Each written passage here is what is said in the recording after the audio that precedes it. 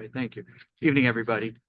This is a regular meeting of the Allendale Land Use Board at which formal action will be taken on the items listed on the agenda and upon any other matters which may properly come before the Land Use Board.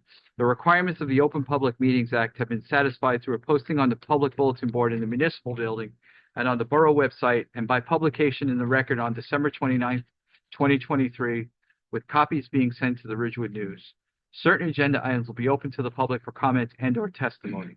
The board will advise when such matters are open for their comment or testimony. Before we begin, I'd like to have a salute to the flag, please. I pledge allegiance to the flag of the United States of America and to the republic for which it stands, one nation under God, indivisible, with liberty and justice for all. Thank you.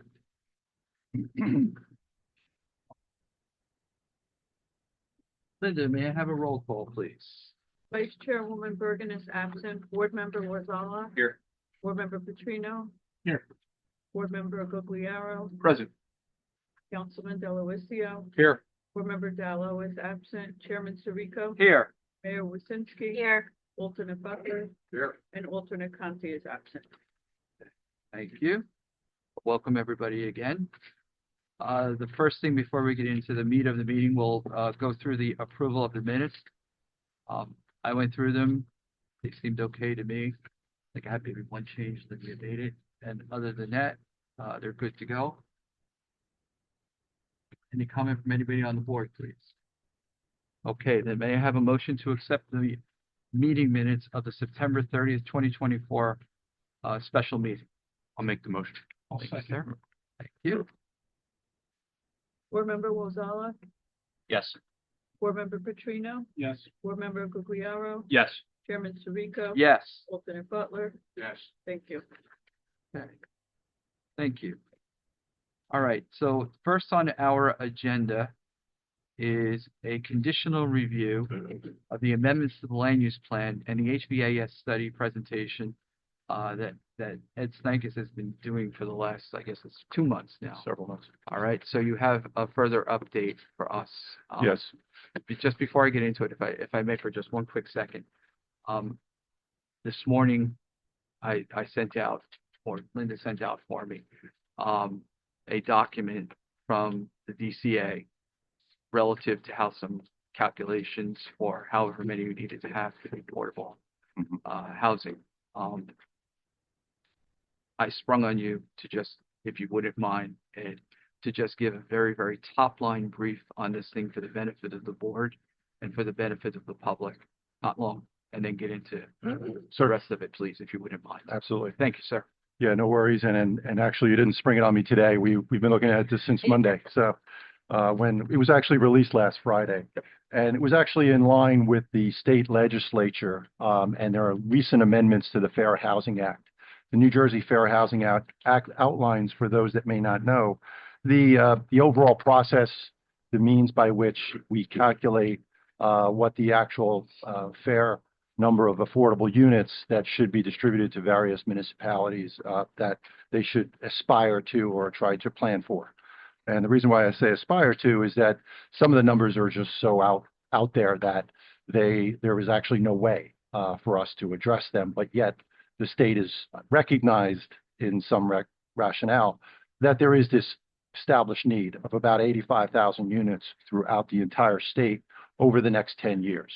And that is the number by which they then did a series of calculations to help distribute it around the various municipalities, although it excluded urban aid municipalities, which is all part of a lawsuit that's ongoing that I know the borough is a party to.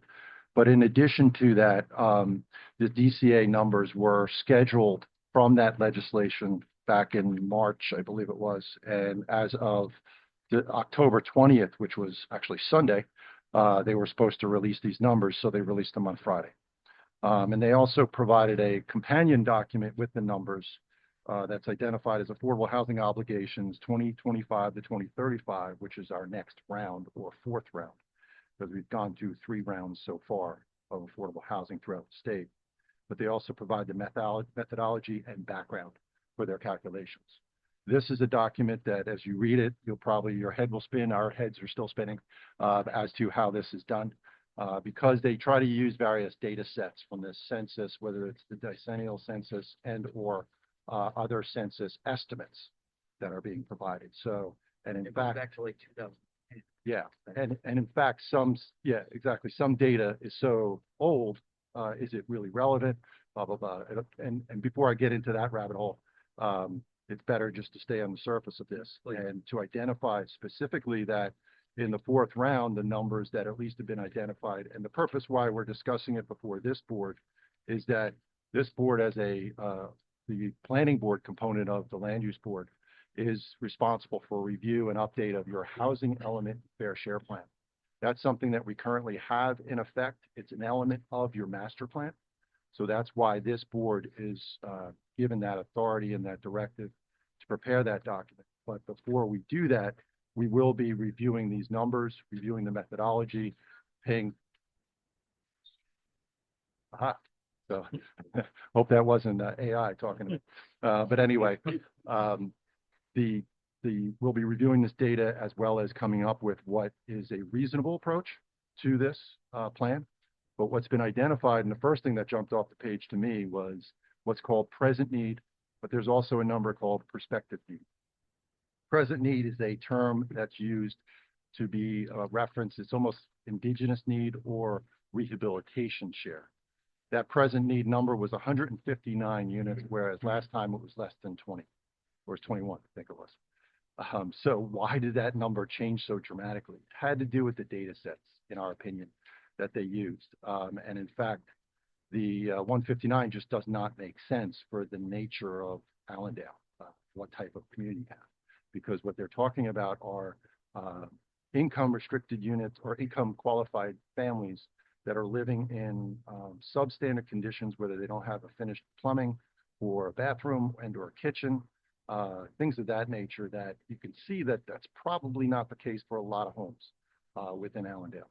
There may be a few that need some rehabilitation efforts, but yet 159 is way off the scale, in my opinion. Ed, does that number, any of the calculations have to do with any job growth? It does. There is job growth in the perspective of Okay, that not in the distribution, but not necessarily in the present need. It talks more about indigenous aspects Yeah, I of read that, the community. And I'm not sure where in the data sets that we are still going through, but not all of them are really available to us yet, even from DCA. So we're trying to proceed with that as well, of getting additional information so we can validate or try to anticipate some validation of these numbers. What I would offer though, that we consider, and I did discuss this with the attorney for affordable housing that's representing the borough, is that we begin by doing what's called a windshield survey. That is something that's being done through the building department, where they could help us understand how many units they may understand to be deficient, whether it be complete plumbing and or kitchen facilities, and then we can apply certain ratios to that. So the reason why I mention it tonight is that we are now under a timetable, once these numbers were released, to have by the end of January of 2025, a resolution adopted by the governing body that accepts some level of number. And the present need number will be part of that. So if we can do our own analysis, which the rules allow, and validate our own numbers, that would be what we should do. And that shouldn't be that bad to do, because I can imagine it can't be that many. But at the same time, that's something that we will be discussing. And I wanted to mention it tonight so that we can just jump on that issue as soon as possible. But the prospective need, meaning the need that's perspective for the next round, which is from 2025 to 2035, years 2025 years 2035, is 260 units. Again, that's a substantial number for a community like Allendale to deal with. Although I will clarify that in the prior round, we did what was called a vacant land adjustment. There's only so much land in the community that we have that's vacant and or redevelopable, call it that. And then in that analysis, you then seek an adjustment to this 260 because of that nature. And since we did get granted through a settlement agreement an adjustment down to 54 units from previously over 300 units, we will be working with that and looking at any areas that may be potentially come online as to changing of the development pattern on a piece of property, let's say. But that's something of a deeper dive that we'll do later on.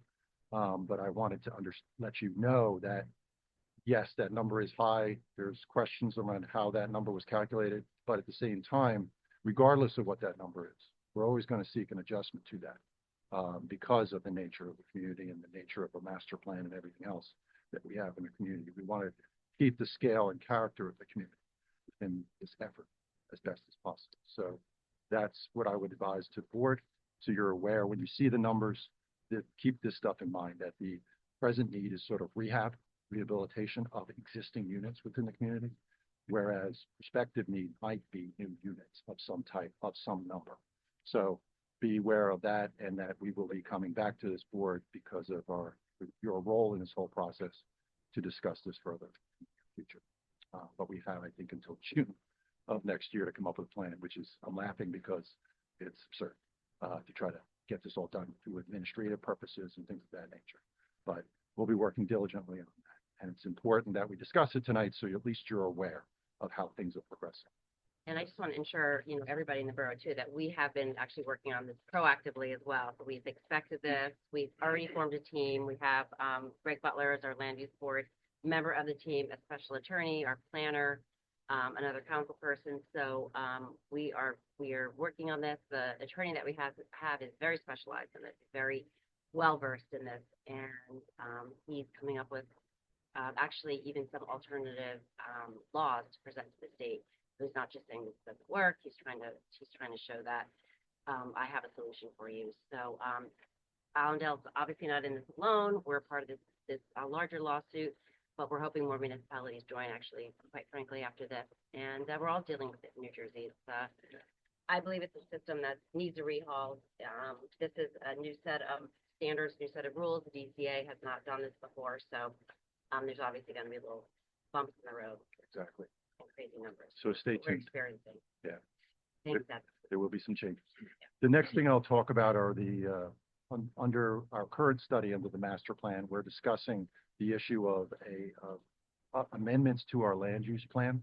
The land use plan, real quickly, is the master document for our zoning in town. So it helps to underline why the zones are, where the zones are and why they're there, what they're anticipated in scope to be, things of that nature. And in that document, we also review what are called goals and objectives. The goals and objectives are things that help to support our zoning, the criteria within our zoning, but also at the same time, they help protect from any potential challenges or changes to that zoning, so that we're underlining why we've done certain things and what we're looking to move forward. What I have, the board should have an updated document of August 8th, 2024. I do have another copy if anybody needs one. I did bring extra copies with me in case you want one. So what I'll be doing just quickly tonight, I know you have other things on the agenda, but if I could take a few minutes just to discuss this, it's important that I give you updates of what I would recommend to our goals and objectives, but also on a parallel track, we are in fact finalizing what's called the Hazard Vulnerability Assessment Study. That's another mandatory component of the master plan that the state has enacted that requires municipalities to study any potential hazards due to flooding, let's say other drought conditions, other things that are coming from a changing climate and impacts to our communities, so that we are adjusting our zoning and land use as necessary in addressing those issues. But yet, just from a land use plan perspective, just quickly what I'll touch on is that we have a number of goals and objectives that exist within our master plan. Many are in very good shape, but yet I did provide tweaks to this set of goals and objectives that I'll cover now. But yet, one thing keep in mind is that the topics themselves on the second paragraph, as I call it out here, cover the range of common issues to be addressed in the land use plan, although they should be reviewed and refined to address current needs. I offered that there's new legislation or modern uses may represent possible new issues that the borough may want to identify as goals and objectives. Items that might be relevant to the borough are development intensity limits, the C1, C2 business district vitality, fulfillment or last mile warehouse and distribution facilities. You may want to have statements regarding that because of how that's potentially impacting some communities. Obviously, it's mostly probably the Route 17 corridor, but yet that's something to keep in mind. Sustainable planning practices, things of that nature are important to incorporate. It helps to underline efforts to try to improve development within the community.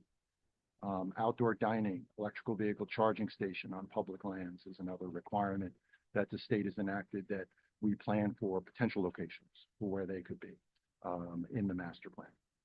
So with that, I'll touch on some of the recommendations that I have in the document, and I'm turning to page 2. Under goal number 1, at the heading of that states that to preserve and enhance the suburban character of the existing 1 and 2 family residential neighborhoods. Very appropriate goal. But I've also added to that B and C. These are 2 new items. Using specific defined densities, uses, and housing types identified in areas of the borough planned in consideration of topographic, environmental, infrastructure, and geographic conditions. The reason why I've offered that language is because that underlines sort of why we've done certain things, certain locations. And it helps that as this board also acts as a zoning board, or combined land use board at this point. But yet, as a zoning board, if you're handling a use variance, that may prove to be helpful in reviewing a use variance that maybe has a greater density or has geographic conditions that you're trying to preserve and not overly burden. So it's things like that that we can use that goal for. Item C has been added by reinforcing the borough's land use distribution and furtherance of the purposes of zoning as they're outlined in the municipal land use law. That's also provided. So with that, that's goal B, that's item B and C of goal number 1. And please stop me if there's anybody who has any questions about any statements. Goal number 2, to promote a range of housing types and densities and to comply with the provisions of the Fair Housing Act. I did bold that on your document, but that's actually the same as it is in the current master plan. I wanted you to be aware of that. Item A, I've made the following changes or edited the language slightly within the document. And it says that establishing a range of residential zone districts that permit a variety of housing types and densities at a development scale and scope that maintains suitable light, air, and open space as determined appropriate. Again, it's trying to underline the purposes of zoning into that standard of the housing, the goal and objective. Item B, establishing appropriate zone districts that are scaled in a low-rise setting. So you can hear that I'm talking to the scale and character of the community. Low-rise is, in fact, a planning term that talks about certain heights of buildings, things of that nature. But there's no hard definition. There really isn't, probably, although there is a book that's readily recognized by the courts called Mossberg Common Development Definitions. And in that document, low-rise is called out at like 3, maybe 4 stories.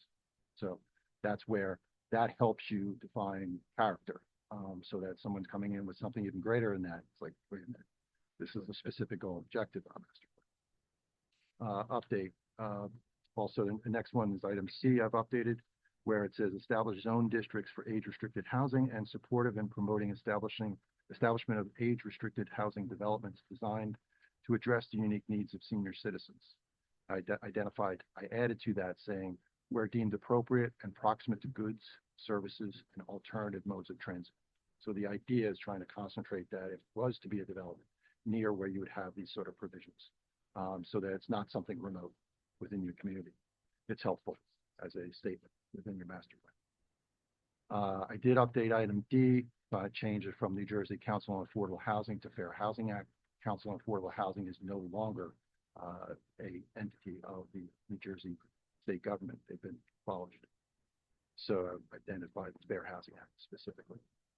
And then under goal number 3, I've also made some refinements to item B, where it talks about to maintain and enhance the viability of central business district.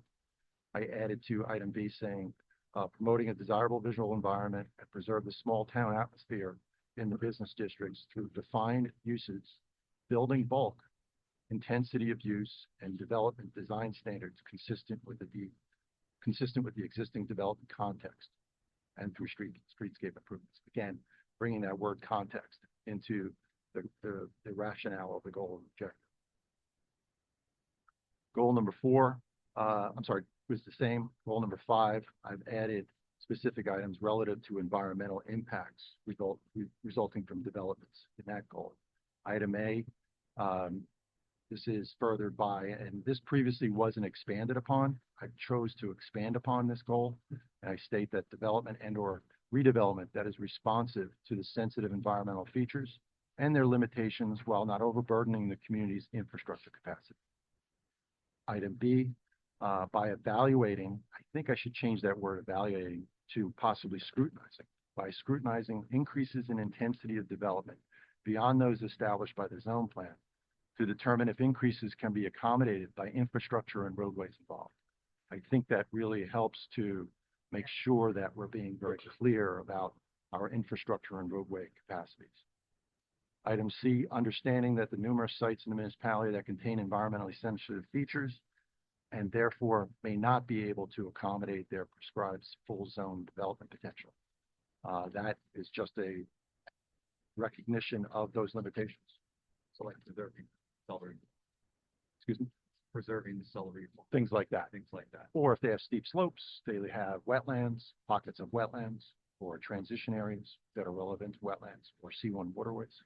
Things like that that are important to make sure we're preserving. Skipping ahead to on the 4th page, goal number 10.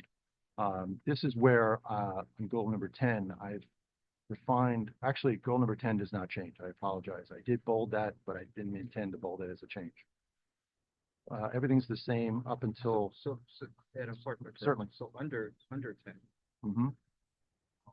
sorry, maybe we touched on it earlier, but what about like, electric? That's not where you cover that there with electric. Electric vehicle charging stations? Yeah. I put that more under sustainable practices. Okay. And then I realized that I think somehow the computer restated the fact that that's the next goal is 6. Yeah. Yeah. It should be 11. Okay. Excuse me. Goal 11. That's why this is a draft. So this would be a new goal, number 11. Got it. Which talks about sustainable planning practices. And that is really something that I think grows out of your hazard vulnerability assessment study, because we're trying to encourage more water to be infiltrated into the ground. Things like that. Encourage things that don't add to the urban heat island effect. Many may know that as a term of art that's talking about when it's heated during the day and there's not a lot of shade trees to shade the parking lots or buildings, you get that heat radiating back into the atmosphere at night, increasing the amount of cooling that's needed within buildings, but also at the same time just creating a atmosphere that sort of perpetually adds to the increase in temperatures. So if we can reduce the heat island effect, it helps to reduce impacts in other ways. So in goal number 11, sustainable planning practices, to support and encourages sustainable planning practices, the borough promotes the following topics of sustainability. To maintain certification of the community under this Sustainable Jersey certification program. I believe we are under Sustainable Jersey. We were, okay. Is this something that we still want to promote? Think about that. Yeah. It's something. We tried, actually. It's Okay. tough for a small municipality to actually do that. It is. There's a lot of monitoring Yeah. that goes on. So it's a thought. And then the next one would be to adopt and enforce land use policies that preserve open space, improve transportation options, and create compact walkable developments where practicable and complementary to the land use plan. To encourage sustainable policies which seek to protect and preserve the borough's environmentally sensitive features, utilizing energy efficient heating and cooling methods, minimizing waste, and incorporating resource efficient and recycled materials. Next one, to ensure prospective development is responsive to the borough's environmental features and can accommodate while preserving these physical characteristics. The borough principally seeks to limit development to that which preserves vegetated steeply sloped topography, wetlands, riparian buffers, floodplains, retain such natural features with existing vegetation and habitat for endangered, threatened, and rare species. Next one would be to make energy efficiency a higher priority for the borough through building improvements and retrofitting borough facilities with energy efficient lighting and water conserving technologies. which I'm sure you've done through that whole Sustainable Jersey process as it was. Item F, to promote environmental sensitivity through site, landscaping, and irrigation design and maintenance methods sensitive to the ecosystem of the region. Preserve and protect public aquifer and water resources in the community. And last one, to incorporate alternative modes of transportation and planning determined appropriate. Mr. Chairman, as you had mentioned, maybe we could add statement here that talks about encouraging electric vehicle charging stations where deemed appropriate, something to that effect. And this may sound something that comes through my head every time I read some technology. Thinking ahead, when we did the last master plan, we didn't really touch on electric charging stations. No, it wasn't on our It wasn't radar. a thing. Yeah. Okay. So thinking forward, not necessarily, we should put the electric in there, but perhaps maybe have it all encompassing. You never know, hydrogen could be out there, More renewable technologies. something. Mhm. But, if we could see hydrogen cars. The only thing I would be careful of is that, yes, you could see hydrogen cars. I would then think instead of electric, which is more of a distribution system that's not like a gas station, you may have hydrogen gas stations type of thing that you may want to regulate, but yet we would consider alternatives, something to that effect, so it's a little bit more amorphic. So that there is the ability for the governing body and or the land use board as you get closer, let's say hydrogen is a thing. But yet we want to put together specific regulations so there's certain offset protections to residential zones, things of that nature. Yeah, exactly. That We're right kind off of thing. Route 17, Yeah. so we Yeah. don't really want to track. Right. So, but yet we say we're open to the idea, but we're Right. still leaving the door open to say we need to regulate it the right way if it becomes If it a becomes, technology. but right? maybe just like you pointed out, that. There's in an artful, anticipation of- right, there's an artful way of saying that. Yeah. Yes. Thank you. Well, bad, Grace. Yes, Yeah, thank you. So that's what I had for review tonight, of the goals and objectives. If anybody has any questions, otherwise I'll just quickly touch on our schedule. Board, any questions? Thank you. And so the next thing would be is, we have this hazard vulnerability study as well as a land use plan. Just so you're aware, I did hand out tonight a map that talks about the distribution of land uses within the community. This would be your new land use plan. It's just a draft right now. It's very consistent with the prior land use plan. But what I will come back to you at the next meeting with are the recommended changes that are part of this document. You that's the should next, be, next one here. it would be the next meeting or the next scheduled time that you have agenda available for me to talk about this. Maybe the next meeting. So I will outline that in a memo to you to show you where those various properties are. But I updated things like, for instance, where we now have the new municipal facility. And we have the new multifamily development, which previously was all part of a light industrial zone. Yep. Previously. So that has now been changed. Things like that have been added to this document. And you should be aware of all those changes. We would also identify them within the final master document so that that's clear that that was a change that was adopted by this board at a specific date going forward. So that underlines the overall zoning. The zoning has been changed for those areas, but that we have to recognize that pattern of development by updating the land use plan, which is what we're doing. So that will be something I'll come to you next with. But in addition to that, then there would also be a need. We did, under the hazard vulnerability study, map all the critical facilities and critical infrastructure within the community. I know I've talked to you about that at previous meetings. We should, though, have a public session by which I present sort of the overall global understanding of the plan. And what I would do in that instance, probably would do a PowerPoint presentation Okay, so that everybody could see it, be aware of it, but we would have to notify the public probably 10 days, at least 10 days in advance, maybe through the webpage and or a bulletin board identification. Please come to the board meeting. We'll be discussing the issue of hazard vulnerability that'd be great. assessment. And so that's something we should schedule and talk about in the near future. So that is something I can prepare for a future meeting. So I just wanted to outline that for you because once we do that, then, which is not necessarily technically required by the statute, the recent law change, but it's highly recommend. And I recommend it too, because then we can have maybe additional input into further consideration. So, that would be something that I'll bring probably to Linda and maybe try to schedule, something for that presentation. Chairman, talk about that. We'll still try and, well, the plan has been to accommodate you at the beginning, Okay. right? That's been the plan. You know, we could always schedule it. If you think it's gonna take a little bit of time, more time, you know, presented, Mhm. we could always use Monday. Okay. It may be better to do that if it's okay with the board and it works in your schedule. Because depends upon what sort of input we get, because there could be a dialogue back and forth, and it's hard to say how long that might take as to what the issues are. Although, in my experience, fortunately, there hasn't been much public involvement in these plans, even though we've advertised them.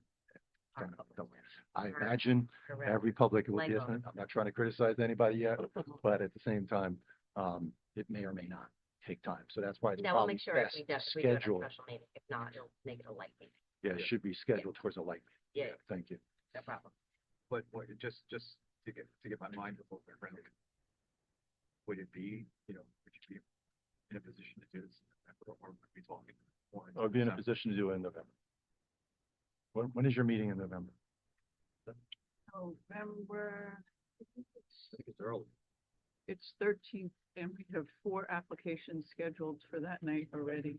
Yeah. So it really should be pushed. Well, We know can't push it to the 11th because that's a holiday. But we'd have to pick another day in November. We could do a special. Okay. We'll have to talk about that. Okay. because we know December is already, the December regular meeting is already tight, already full. Probably, The nursing. yes. Okay. Right. So, yeah, board be prepared. That could very well be a special. Okay. Okay, sure, certainly. That's what I would have.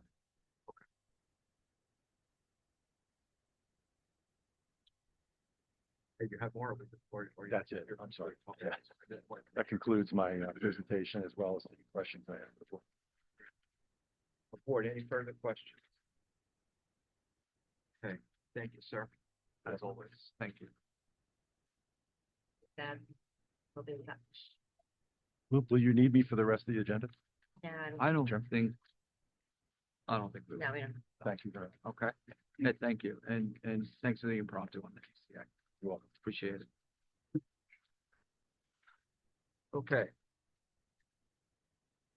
Moving into our application part of the meeting, the first on the agenda is applicant file number 2024-11. The applicant is Antonio Mbimbo. Apologies if I pronounced it incorrectly. 1 East Elbrook Drive, Allendale, New Jersey, 07401, block 103, lot 7. The application is for a second floor and a great room addition pursuant to 270-64B, pursuant to 270-64B, parentheses 2, and 270-54A. Please, if you'd like to come up. Okay. That's perfect. I'm going to ask you, sir, if you wouldn't mind taking the microphone. Yeah, because you can sit at the, you guys, you can sit at the table. Okay. We just want to make sure that we pick everything up. Thank you very much. And again, thank you. Yeah, we're going to. Yep. So. You know, first.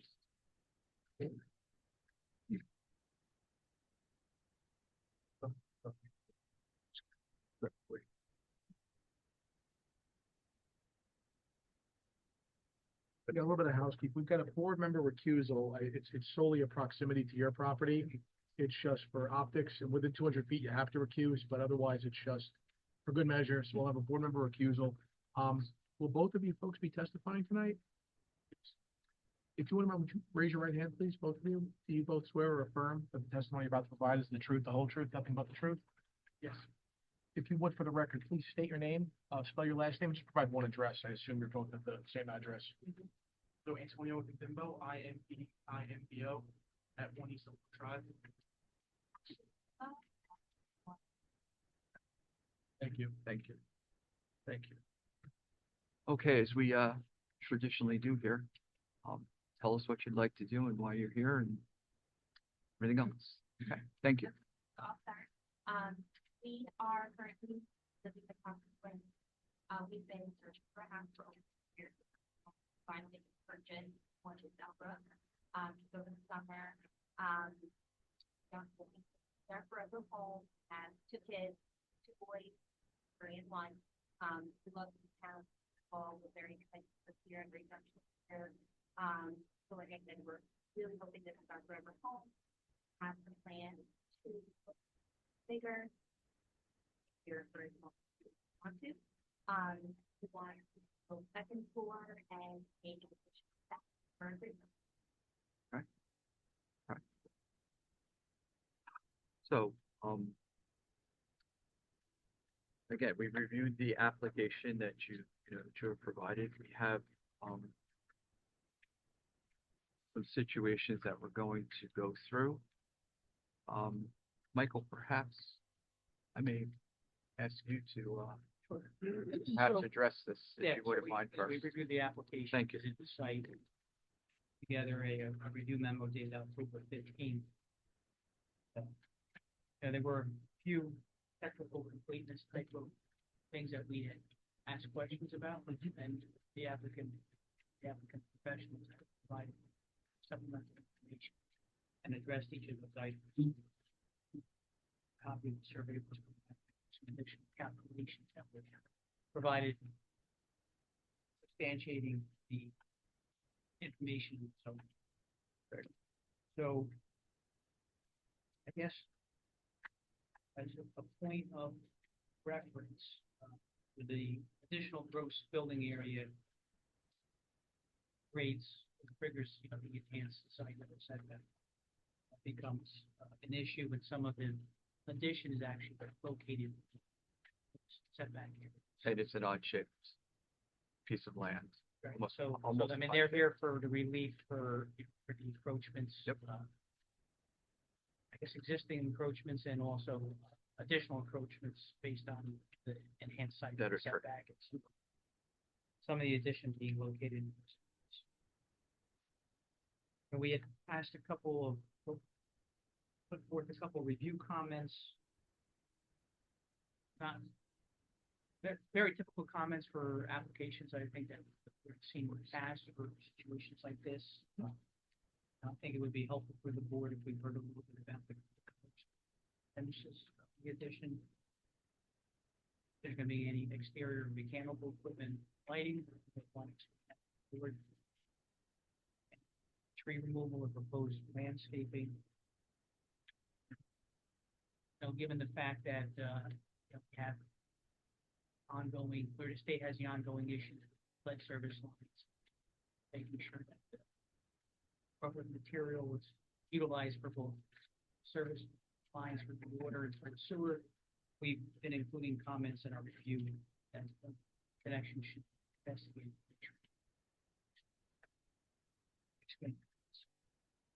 So I'll leave it at that, and maybe the applicant fill the board in on addressing. Sure. You obviously have a copy of, we're given a copy of this, yes. Technical section. Check. So the first bullet point. Owners, do very standard, like with the community that's already there, the neighborhood, modern, a little bit more about overdoing this, Yeah, it would be very, I would say modern. No, you don't have to get that. But it's going to be finishes and colors consistent with the Consistent. existing That's- character. Yeah, that's really where, Yeah. we can't dictate it, but that's, we always like to kind of put it out there. as far as like mechanical equipment and lighting, I don't know if mechanical equipment is like air conditioning condensers or stuff like that, Yeah. somewhere, in line where it needs to be, not encroaching anywhere. Obviously we didn't get that far to where that stuff is gonna be placed, but that'll be something. As far as the lighting, no crazy lighting, we're not gonna have any spotlights on our neighbors or, anything like that. Just typical frontal plane. Land or something, yeah, something like that. It's not gonna be, yeah, anything too crazy. And then as far as the tree removal and, the landscaping, again, we didn't really go too much into that yet. But, I mean, I don't know if you've seen the property, it needs a lot of, help with that. Yeah. So, we had already, moved a couple of trees. We got a permit, got that kind of, there's a couple of dead trees, some that are right on top of the house. But we don't really plan to take anything else out, with what we have like in place right now as is. But we'll definitely be doing landscaping in the front, probably more trees in the back, like, nothing, over the top, but, just I would just consider it landscaping. With the sewer connections and stuff like that, I already had an idea of it to, get the lines inspected, make sure there's no issues, but the sewer lines and LEs are roots. I don't want to have an issue myself down the road, so we want to make sure that, and that, but the lead pipe and the water line, like, again, you would do whatever is recommended. We have to, look at that stuff. Yeah, those were the big Those points. are I mean, what we would look for would be, cooperation with regard to the exterior lighting, make sure, it's down lighting, it's not It's not Great. spilling onto the neighbors. Yeah, we filling don't or wanna creating bother any anyone with glare the- to the neighbors. And I know one of the things that at least one of the board members has a tendency to ask is, what else was looked at, or what other options that you consider that may be more conforming. So Yeah, so. I guess there's a little bit of history here, right? You applied with a certain set of plans and kind of change direction. Yeah, we had applied and kind of, the letter we sent wasn't exactly what the letter needed to be, so we kind of scrapped that, and we had at one point, the height, we were, going around with the height, and we were like, you know what, let's do that, let's like that, Yeah, we're under the requirements. really set, Yeah. pardon me for interrupting, but we are sensitive to. I Yeah. believe it came in initially, it was 40, So- what, something like that, Yeah, yeah. so I didn't know how, that's. No, that's fair. Because slow, so anyway, Mhm. besides, scrap that, change all of our elevations. As far as what we have here, kind of mentioned with the regular shape of the lot. I can call it a pizza pie, not exactly, but it kind of narrows towards the front and really doesn't give us wiggle room. So we try our best to at least keep it in the existing setback on the left and right. And we thought about, going left and right, but then we're like, let's keep it to where it is, and we don't want to go any, it's already encroaching that enhanced setback based on the square footage. So we tried, like, at some point the house was bigger, so we shrunk it down, so we're trying to, like, but at some point, like, the square footage, like, the number didn't work, because we needed like 40 feet, it's really hard to get to that 40 feet. Like we said, we have two small sons now, we're gonna have hopefully a couple more coming, and we want to have enough space to be here, do this now, do it correctly, and be here for the next, 30 years, and that's kind of what our plan was. We waited for this house for quite a long time. We were under contract for 13 months. So we stuck it out because we knew, like, we wanted to be in that neighborhood in this town. So it was like, yeah, it was a rough 13 months, but it ended up working out. Now we're here. I didn't want to come to do the variance, but kind of got stuck with kind of what was in front of us with this. It's a beautiful lot. It's just kind of oddly shaped and, that acre of land, we stuck the house all the way in the front of the street. So, yeah, but we did try, we didn't want to get the variance, but we wanted one position. Well, I saw the original, or at least I saw some of the original. So Yeah. thank you for coming back, or Yeah. revising. Yeah, no, we wanted to, Okay. do as much as we can to, like, be in line with everything else that we're supposed to do, so, yeah. So, Yeah, this is one of those pieces of property that is function. Existing house located towards the front of the property. The vast majority of the addition is going to be within the footprint of the existing house. From the street, although the house is going to be taller, it's not going to exceed the height requirement. Most of the addition is going to be within the existing footprint. Piece that comes out the back. To the back. To the back. Yeah, we're not going side to side.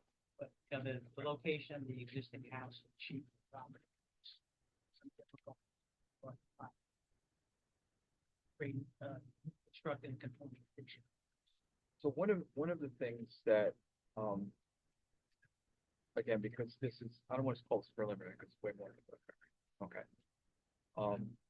Was when our engineer raised the outside equipment, okay? Maybe it's a question mark for a kid. Depending on where they locate that equipment, then it could also, it's not called out here. Yeah, I mean, we So would it could approach recommend, site. you know, if this was to be approved by the board, you know, there's another step that's gonna have to be involved, where they'll have to put together a plan and grading plan. And as part of that, we would ask the applicant to provide some kind of screening for any outdoor camp equipment, keep the equipment as close to the house as possible. But again, what I'm kind of concerned about, or what I'm at least raised, is that, let's just say the air conditioning goes right hand side, then it's further approaches in the side. So, and it would have to, Actually thought about this on the way here. I would probably do it out the back where the addition is, meaning kind of put it right in that area, which is not gonna be any closer left to the right. okay. Because, yeah, I've done that before where, you know, we went out the back because you could, you know, you had 5 feet, you can't like put the condenser on top of somebody. So that's kind of where I was thinking. Trying to think of as many things that's my guess. So, that's kind of where I was thinking, that would work.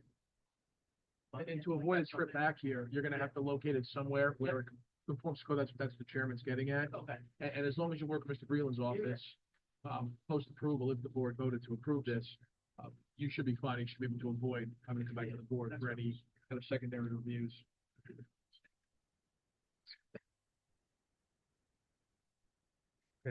Board members, questions? Comment?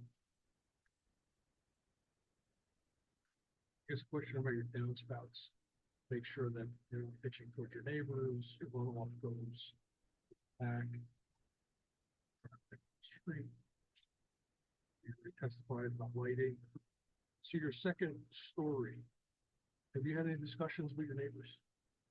I have. Has your architect looked at what that second story is gonna look like compared to the houses next to you and the windows that are looking into your neighbor's properties? Potentially.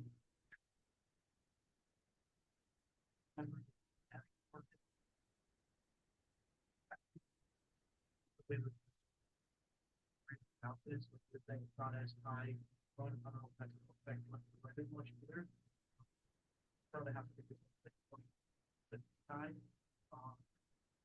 but that's not spoke about, but something rest obviously have to do with. A consideration. Yeah, of course, yeah, whatever we have to, that's what, does that mean like taking away a window or something like what it? I mean, just, as a concern, if somebody was building a house next to you, all of a sudden you have a window and you're getting shade in your bedroom, you're waving your neighbors. Yeah, Just a consideration. yeah, of course, with that, yeah, I understand.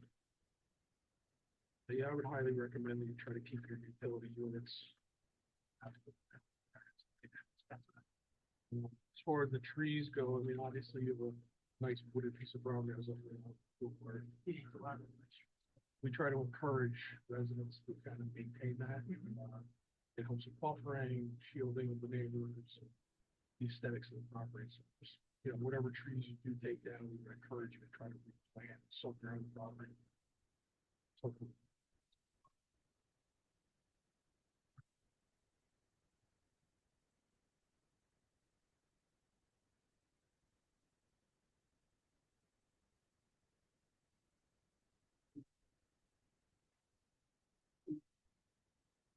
The downspouts and all the drainage is fire. It will, when they submit the plot plan. So everything will be maintained for the Yeah. property. They'll have to have an engineer design. Generally speaking, historically in town, it's been running. Not that you have to do it that way, that's the way. We encourage. Yep. We encourage.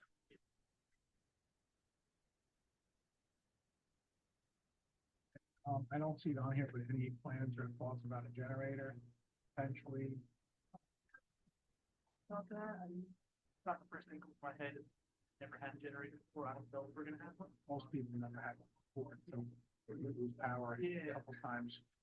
Never old house, it did, and I was gonna, but, no Just be plan right now. mindful and just Yeah. because of your setbacks, Of course, right? So yeah. if you did something like that, you probably have to, again, maybe keep it off to the back or Yeah. maybe, strategically place it where it's far enough away where obviously it's convenient to be used and tie into the house, but so it's not a burden on the neighbors because they do cycle every 30 days. It looks like there's a pool back there. So with the house moving back, are there any considerations with young kids or any code requirements or fence requirements required distance from the pool to your home now that your pool is being extended to have to consider? The addition, not sure, I mean, the pool's fenced in, but it's going to be fenced in for our kids, and we're gonna end up. Maybe So this pool's fenced in? Yes, it's fenced in Okay. now, so it's, So, yeah, is there any buffer in terms of where the house comes out farther? Take 10 feet separation. Okay, The house. it's like 30 or so. okay. Yeah, they exceed that. By Okay. Yeah. But it's just for the record, I mean, had this house been built back further, more centered in the property, we'll be sitting. Where the pool was, yeah, I would have plenty front, back, left, right, and center. I'd like to say that for the record, because my simple parents. Right now, you have a two-car garage that's gonna be, pretty much part of the walkout basement, right? That other garage that's in the back, is that an active garage? Does it have a door? Talk to me a little bit about that. Yeah, so right now, I guess that was like their detached garage at some point, so it does have a garage, I guess at some point, that driveway that you get up to that area, and we're only gonna use for storage or stuff, we're not gonna have that for any type of actual garage for a car, or anything. That'll be like my stuff, that'll have to go back there. So it's all grass right now Right now, yeah, it's grass. from where it pulled out of chain link fence. Yeah. Okay.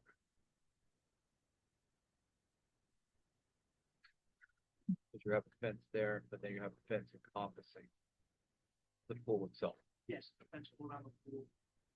Most of the left side of the property is really just not have the like chicken wire fence, but everything else, the other is the chain link, on the other two sides. But yeah, the pool's fully enclosed. That meandering wire fence. Yes, Plenty of that. that, Probably get rid of it. yeah, yeah, we have our dog needs to, keep them inside, so we'll probably do something at some point. Fencing that there.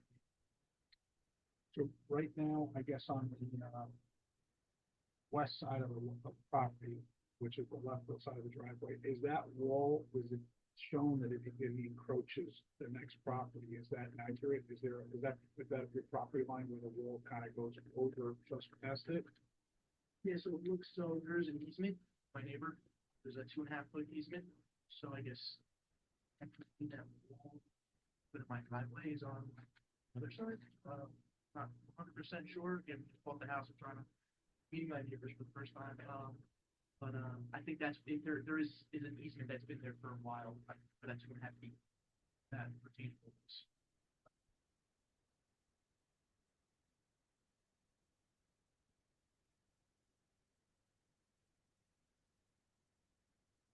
Do you have any current drainage issues or anything that the property currently has? And it's small property, I've actually lived in it.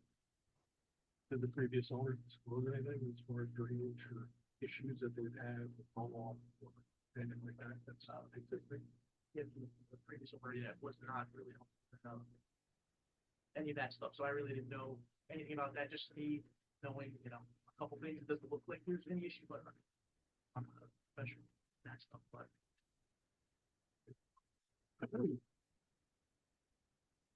If the engineers will figure that out. Yeah, I mean, currently the roof downspouts kind of. But, yeah. When they apply for the plot.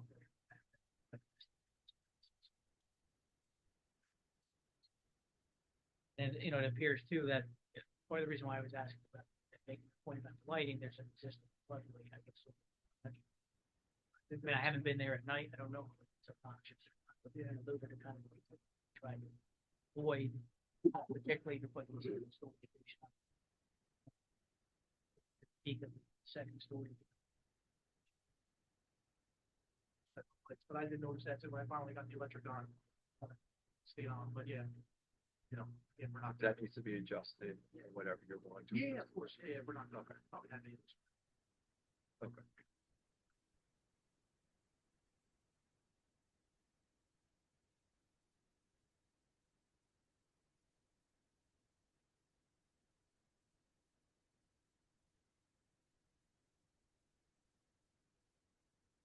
Okay, seeing none.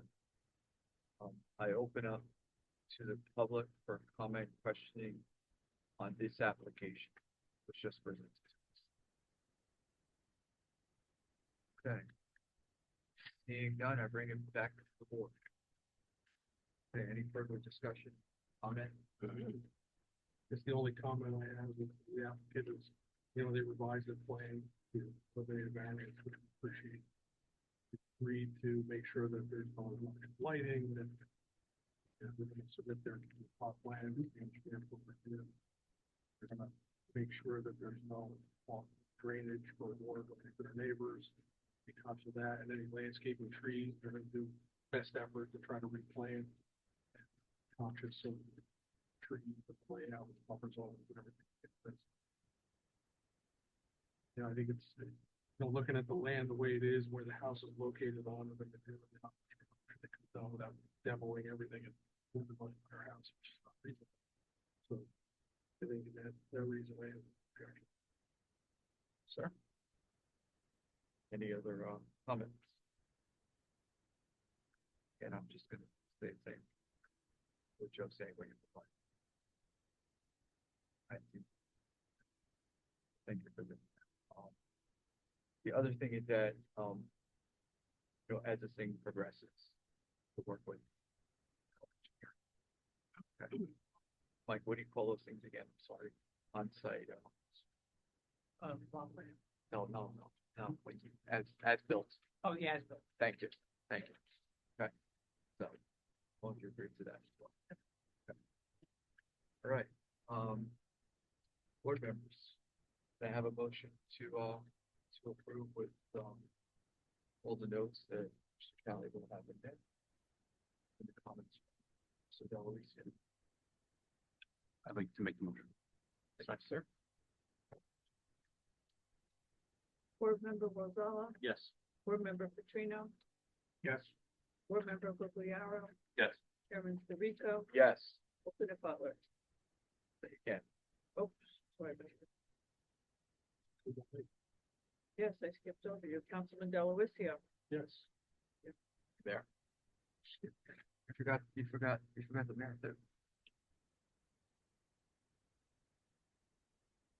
Not that small. Mayor Wazinski. Yes. Thank you. Okay, all right, thank you. Welcome. So much. All right, thank you. Congratulations, welcome to Allendale. Welcome. All right, thank So you. do you know you're having more kids? Cause you look old. I know. How many? One that said, Tell Couple we more? met our kids. Yeah. That's probably why you're like. So I mean, just so you know, Yeah, I guess. if you wanted to go ahead. Yeah. You want to do it? Go ahead, Larry. Resolution and. Yeah, go ahead, go So- ahead. What we're gonna do is we prepare a resolution of approval, which is the written document that codifies everything that happened tonight, which involves the conditions. Everything we talked about here, nothing, you know, is gonna surprise or jump out at you. We'll adopt that at the next meeting. You won't need to be here for that. It's a relatively perfunctory event. You'll get a copy of that resolution, and then you can move towards your construction documents, your submission to building department, whatever you like. There is an open appeal period in which anybody in the world that has standing can challenge your approval. My guess, not my advice or recommendation, my guess is that there being nobody here tonight objecting to your project, you putting the proofs on the record that you might have heard a few board members say the C1 proofs, which is the unique hardship about your property. You put that on the record and satisfy the board as to the leave justifications. You're probably not going to have someone challenge you and file an appeal in Superior Court in Hackensack, but it's the risk you run. And that's a 45-day period that runs from the date that notice of the approval is adopted, notice of the resolution is published. So it's full of 45 days to take the resolution is signed off. You can work at your peril in that window. So you don't have to wait within that time frame, but you can if you'd like to. It's up to you with the decision. Resolution will be in the November. Yeah, in 4 weeks from now, to the next meeting, that's when it will be adopted, and we'll sure you get a copy of that. Okay. But then just so I can get the building stuff together, but then with the engineer with all that extra plot plan and. That would be a good use of your time. Yeah, I Try wanna to get that stuff While together this is and then going get a on. whole package together. Figure out if I have to get like here to work with. Yeah, we don't design it. Okay, so I'll. You'll hire an engineer to design it, we review it on behalf. Gotcha. Okay. But it's a step to at least, that we've heard it, approved it. Okay, It's great news. Thank you. all right, thank you again, welcome, Thank you. welcome. Where in Pequannock are you guys now? And Compton Plains is over by Boulevard. Okay, sure, yeah. Yeah, I grew up in Compton. Did you? Yeah. I'm in Kinnelon. Oh, So I go through Pequannock all the time, usually going to A&A in Lincoln Park. I usually fly right through. Pequannock, beautiful town. yeah, it's nice. Very My- flat. My mom lives there now, so we're living with her in the midst of all of this, so we're really Sold our house. glad you know. Thank you. You're be there a little bit longer. And you don't want to stay. Well, again, good luck, thank you for everything. All right. Next one, So, all right, so we'll go to the next one in order. yeah, Joe. Yeah, you guys go. Okay. All right, next on our agenda is applicant file number 2024-12, Michael and Melissa DeTola, 130 Elmwood Avenue in Allendale, block 2008, lot 9.01. The application is for the addition and revision to an existing single-family residence pursuant to 270-63 parentheses 3, 270-64C parentheses 2, and 270-57D.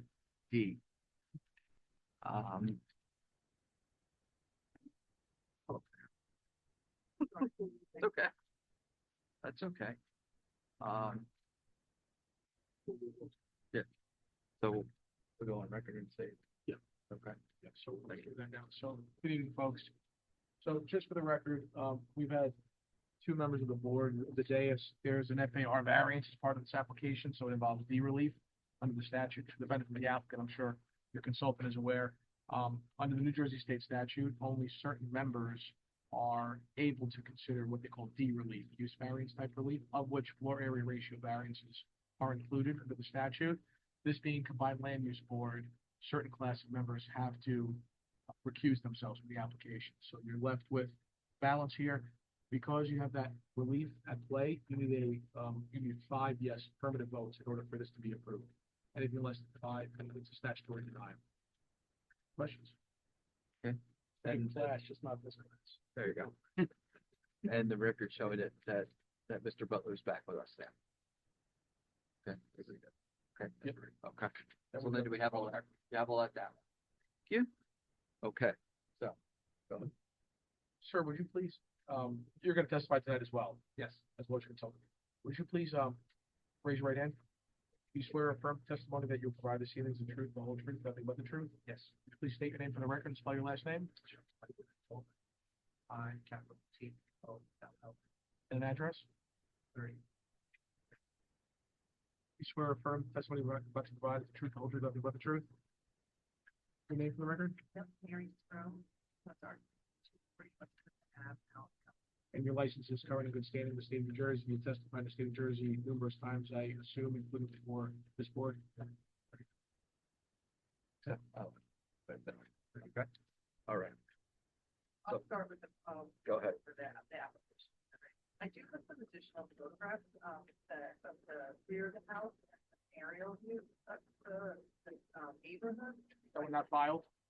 They were not filed with the initial. I don't know if you want me to enter them only if we. If you'd like to, I mean, if they're consolidated packages, we can make it simple and call one packet A1 and then move from there. That'd be great. But Yeah. whatever your preference Just is. if I reference it. Very, she told us. They didn't take it for this. Yeah, I realize the report. The house, so I trust. Sorry about the wait. Is it a stapled deck? Yeah, You've got? and I have, Okay, but there's different ones you've got, or no? it's 4 pages. Okay, So 4 pages, you want me to- we can mark that as A1, the 4 photo deck. But again, all the decks are the same. Correct. Okay, All right, usually like to try to get this ahead of time, but. Oh, yeah, the microphone, please. Thank you. Thank you.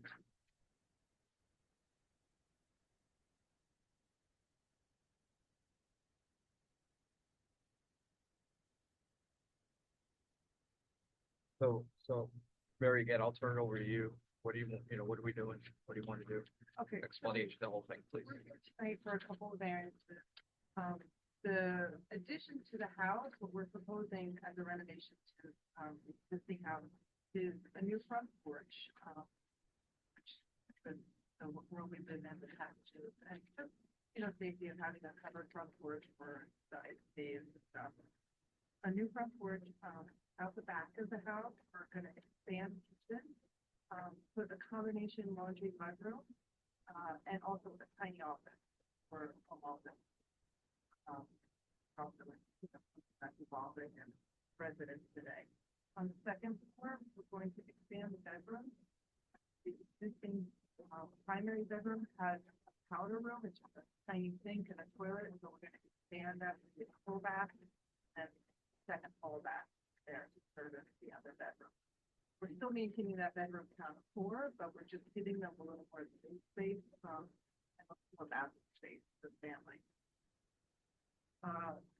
The D variance that we spoke about, we are in undersized lot, so we are a lot that's sized at 12,000 square feet in a zone that's a minimum of 20,000 square feet.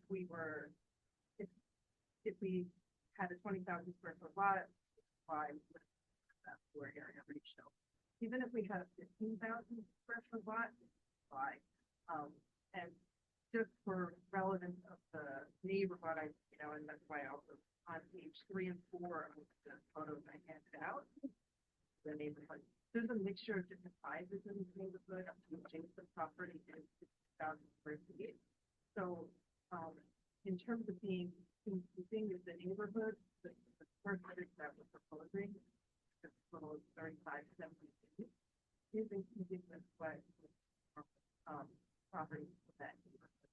So the scale of the project and the uses within it are in the neighborhood and also supported by the zoning ordinance. The side yard setback currently on the right-hand side is 46. We are enhancing that side yard setback requirement, so it's Because we're required 21. yeah, it becomes required 21. On the left-hand side, we apply, but on the right-hand side, we don't. The new addition that we're adding is jog that in, so we're not asking that 14-foot jog that wall in a little bit, because we thought a little bit of space out of that bedroom. And on that new addition side, we're at we're at the 15.7.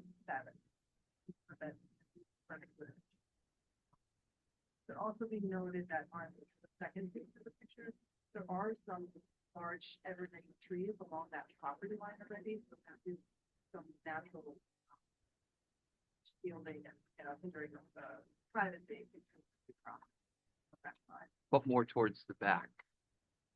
So Am I looking? there's trees in the front, and then there's a break, There's a break. there's a little break, and then there's trees in the back. Okay. There's a little bit So of. basically, there's nothing house to house. Right. There's nothing. Okay. Right. Okay. Just so to remember. Yes, I'm Yeah. sorry, yeah, it's running That's okay. parallel That's fine. to the, it's running parallel. Mhm. All right. Okay. But there are some, some natural privacy that's on that side of the property. And there's fencing, current fencing there too. I'm looking. And the rear yard is fenced as well. In the rear yard, we are, in addition out the back, and small deck off of the kitchen, so that they can have a grill. The kitchen sits up higher, so it's not like right at grade. So we're talking about, I think, down to right? So for the, we're drilling our small table, we're proposing a small 9 by 10 deck. We did not go across the entire back of the property, because we didn't want to have that, the yard setback, or the grass for the family. So the rear yard of 33.6 with the deck, to the construction. Structure for the second floor. And give those aerial photos, that's the property, also when very similar to that. Work on some properties, previously, know that their setback also does not. So this is very common for this section of town, the older section of town, houses, shallower lots. Very easy.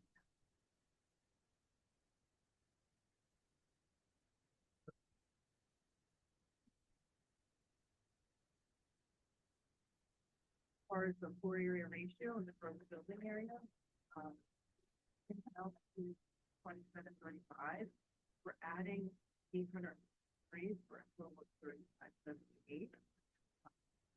We are over the gross floor area, gross building area by 36 square feet. But if we were to perform a lot, building area,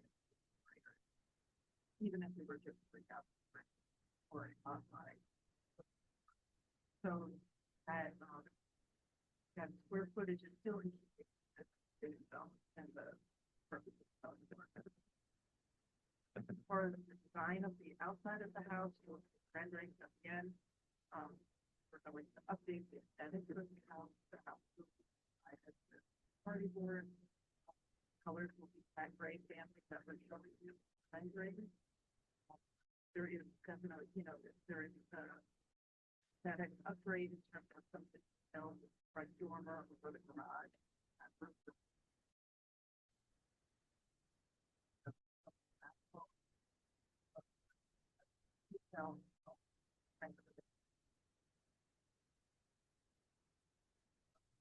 That are also mentioned lighting. We will have standard lighting outside the doors that's required by code. No institution of floodlight. However, there is an existing motion sensor light over the garage. There now, that as is. Does it need to be redirected? I've never had any complaints about it. But it's the neighbor itself, we could have it redirected if the neighbor itself that it was shining in their windows.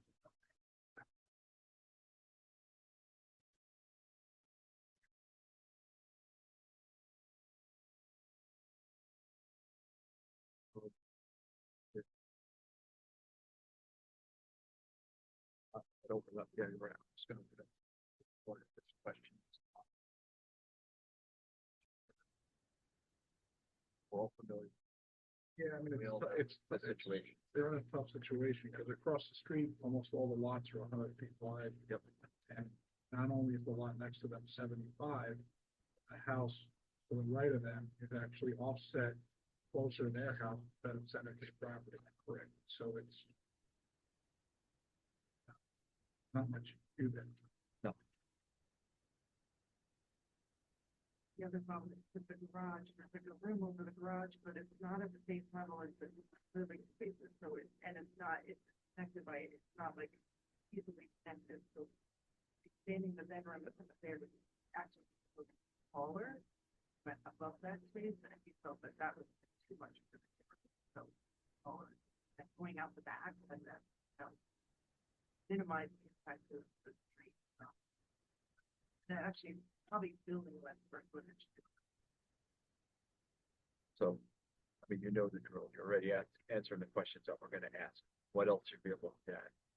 What other modifications? Why did we end up here? So, going out to the left was very hard because of the driveway and the garage, short of like relocating the garage. Also to do that, and we still get what we needed and probably build that. Everything close to the right. Dog, at first we were going to go straight back. We made the decision to make that one better, smaller. Dog that, so we're getting that side yard setback. properties. Um, you know, but unfortunately, the house is shifted off center from, the property was probably in compliance when it was built and zoning regulations. I don't think we have to over time. Access from the driveway is on the left of the room, but yeah. Try to step as the build up. Rework a lot of the inside, also design the laundry and stuff now.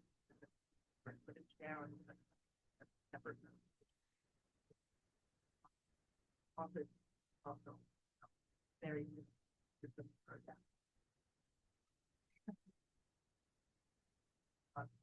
Office space section for just look at room or something like that. It's nothing.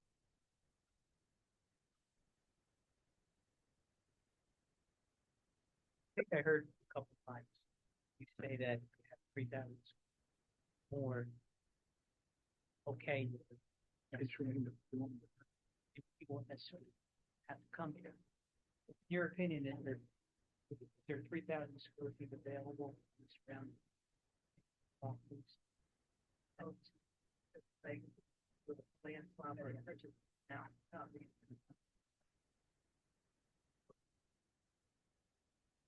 It is like on the other side of the neighborhood, it doesn't, it's not contiguous. That's all. Hey, what, is there anything else I could learn? No, I think she addressed everything. You know, one thing that we do take a look at is, even though this is a smaller lot, lots that have towards the front lawn, try to maybe get shade tree from the house. But other than that, I think all the other. And we're okay with the, we already have an existing pad for the air conditioning. And if you put it looks like you're putting a generator in, which it's not coming out any further. Right. Away from it.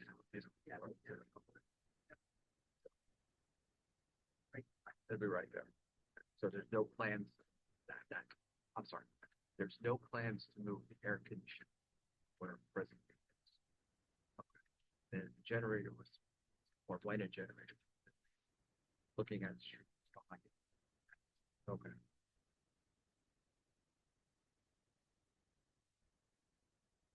Board members again, any please? There any, look into size of the house, the new post size? The 30. Right. I don't know what any of the other, sizes of those houses are, I did not see where the size of that. Not a trick question. Yeah. It was I kinda think hard look to at tell. other properties to say like, okay, we would comply if a lot with a 10,000 square foot lot with 5 of the floor area ratio with gross building.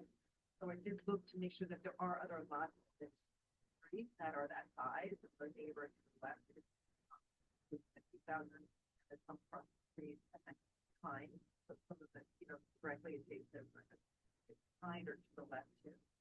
You can see that on the tax map too. And the one to the left looks larger, the one across the street might be the same size.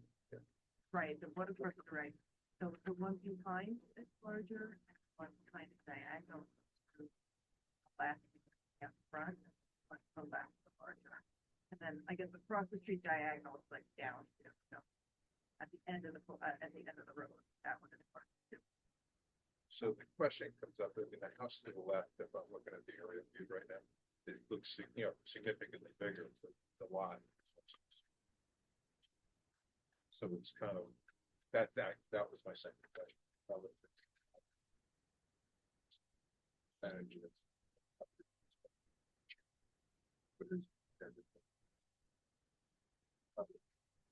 Right, I don't know what the other neighborhood homes are, so I only have done the comparison to the ordinance.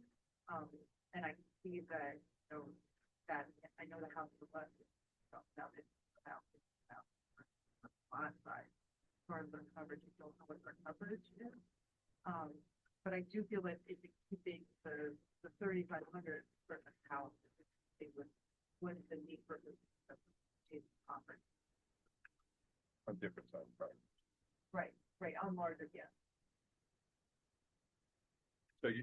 the house is what it is, right? So you can't change that. Same type of look and feel.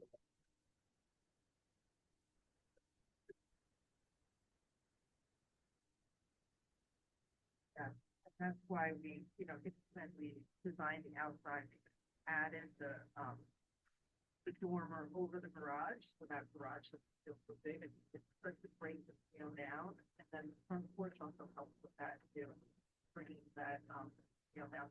However, the addition, you're not really gonna see from the front of the house, the back of the house.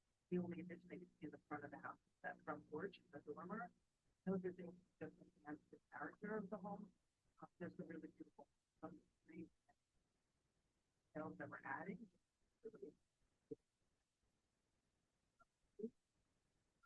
Beneficial for not only the owners, but also the property value. Plus kind of balance. A little unbalanced, I guess. Would you say the rendering is a fair representation? The colors?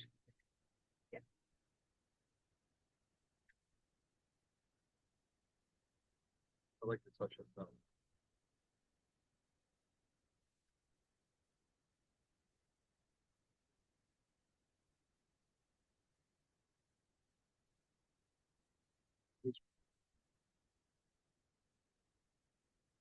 I think it's round little patio thing That's, the patio.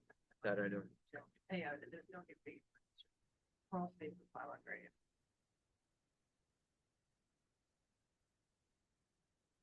Any other board members? Okay. I'm gonna open it up to the public for this application only. Questions, comments, feel free to come up. Okay. Seeing none, I bring it back to the board. Any other further questions? Comments? Okay. And,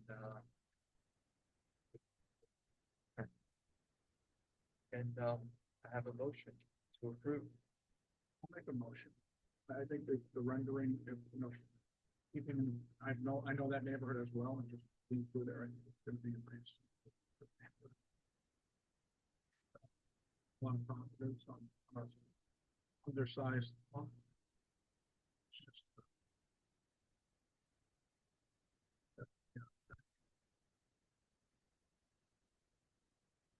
May I have a second?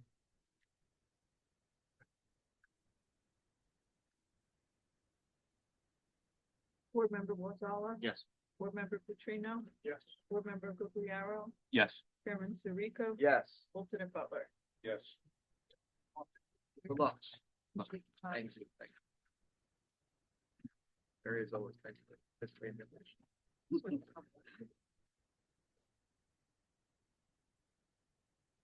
Right.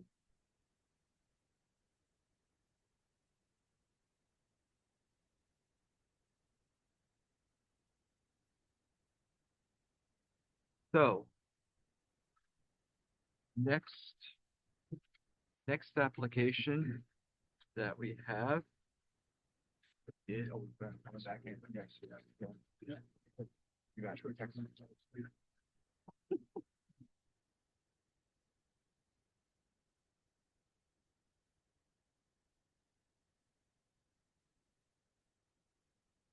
hard enough for a moment.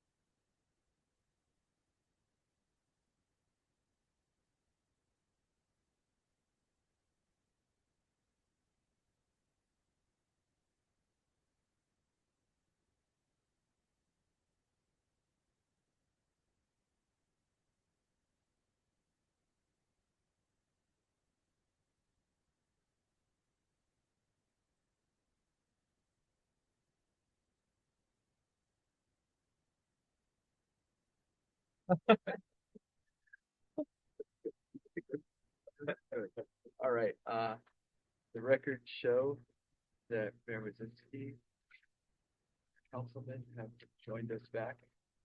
We have our board back. Okay. So the third application, applicant file number 2024-13, Louis Clemens, 65 New Street, Allendale, New Jersey, 07401, block 2204, lot 17.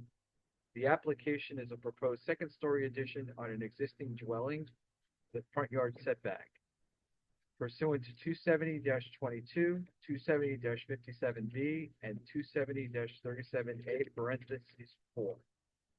Okay, please, Good evening, folks. Good evening, Please Mr. raise your right Chairman. hand. Will you testify as well, ma'am, or no?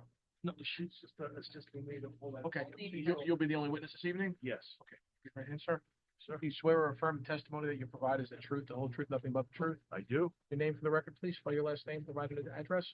Emmanuel Kavrakis, last name is spelled Kavrakis, architect. License current in the state of New Jersey. Certainly is, Testify before land use boards in the state of New Jersey. a few hundred times. Chairman, one here and said that. all right, sir. Thank you for coming before us. We'll turn it over to you. Explain to us what you want to do, why you're here, okay, and the situation, please. Thank you. Ladies and gentlemen, board, Mr. Chairman. Yeah. Tonight, to reiterate, single-family residence, corner lot property. I could have.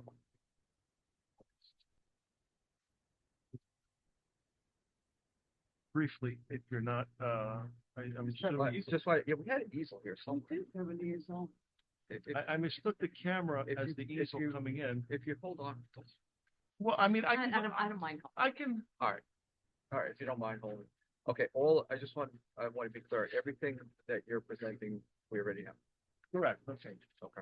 Mr. Quebec, the applicant's here with you as well? No, the applicant couldn't be here. He asked that I testify as a professional for the case.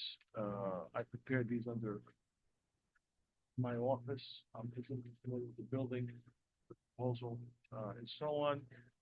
He's a very elderly man, not making tonight, and asked that I.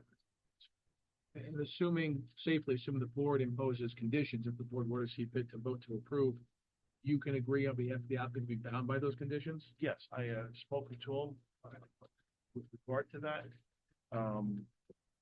If they're architectural in nature and so on, it's an improved use. We went over these questions.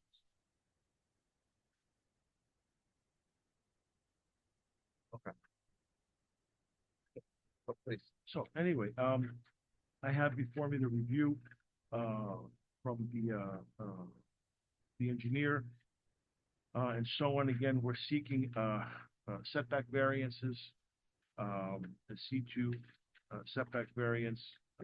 The property is a corner property. It has some conditions, some pre-existing conditions.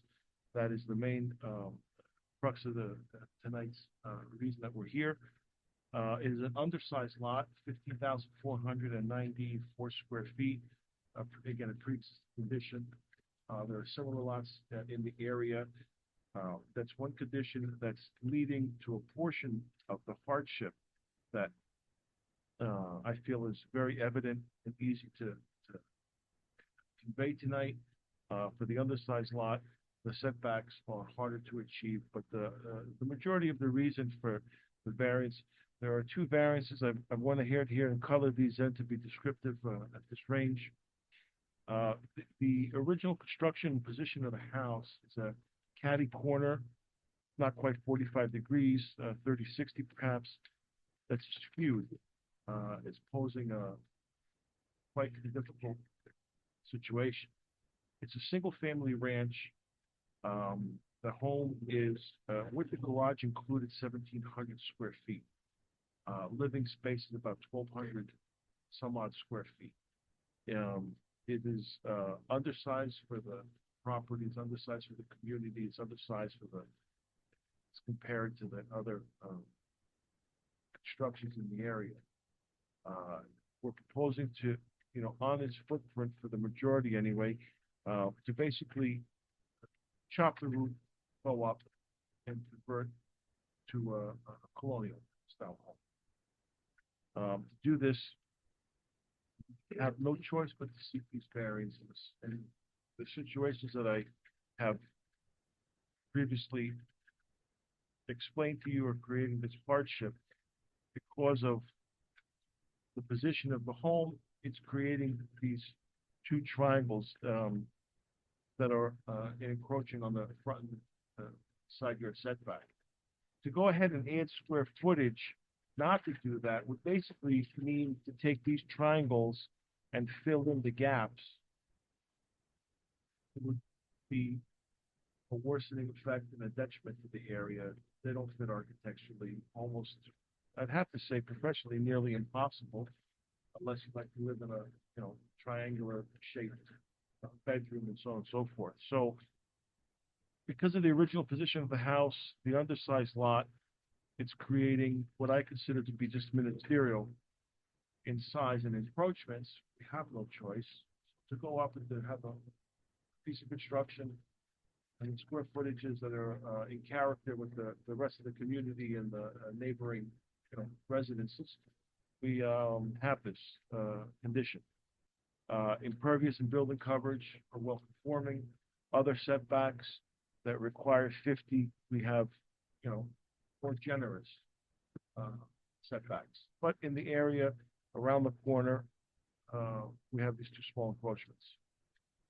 In furthering the review over here, in terms of building materials, there would be a quality material, combinations of stone and hardy plank for the main elevation, mechanical equipment and lighting.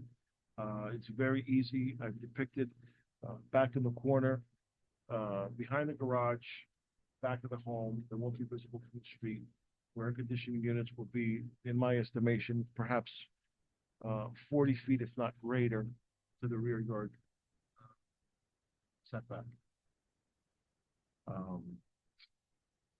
Sewer connections and so on. We have gone and investigated. We've taken a look at them. They're all in serviceable condition. There's no issues with water or sewage. This proposed construction will not be changing water course, will not be changing drainage, any position of the home, entry of the main elevation, entry for the garage, curb cuts, and so on. Again, position of the home stays the same. It's basically your standard at a level. And in note 73 New Street, catty corner to this property already has a similar situation built, in fact, where it's the same skewed catty corner type of construction, where they have a two-story. So we're not really asking for anything. What house number has that? 73 New Street. Under the garage, it's a similar situation. It's not a full colonial, it is a split, but nevertheless, it has that bulk.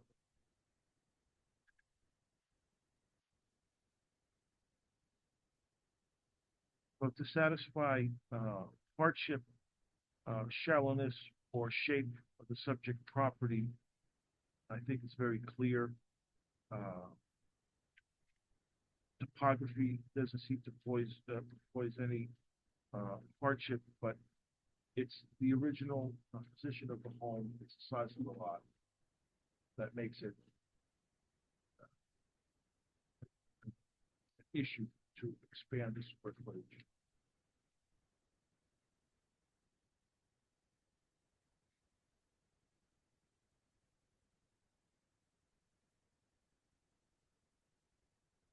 The house is presently occupied, right? Excuse me? The house is presently occupied. It's not occupied. No. Mr. Clemens doesn't live. No, Mr. Clemens has had this in his wheelhouse for a while now. He has suffered a loss, spouse. It's delayed him. We have to, put this on and off, but he wants to go ahead and it's been gutted, sitting there. The owners, the neighbors have asked him, when are you going to finish? The home is not exactly in disrepair. I mean, the lawn is cut and it's presentable, but not exactly to the satisfaction of, I think, the neighbors. They're very eager. There hasn't had anyone, in opposition, against this whole thing over here. They want to see this completed for him, for the area. For sale. Excuse me? It's a home for sale. Not that I'm, Okay, well, because when I'm looking at an email address here, it says broker. Okay, so it is for sale. Okay. So then who's, maybe. Yeah. But yeah, I'm confused here, like. Okay, so. Well, so if there's- we're gonna speak, Do we're I need gonna to- have to Yeah. swear you in and, this is, yes. So, are you planning to provide testimony? I would like, I would like. Okay.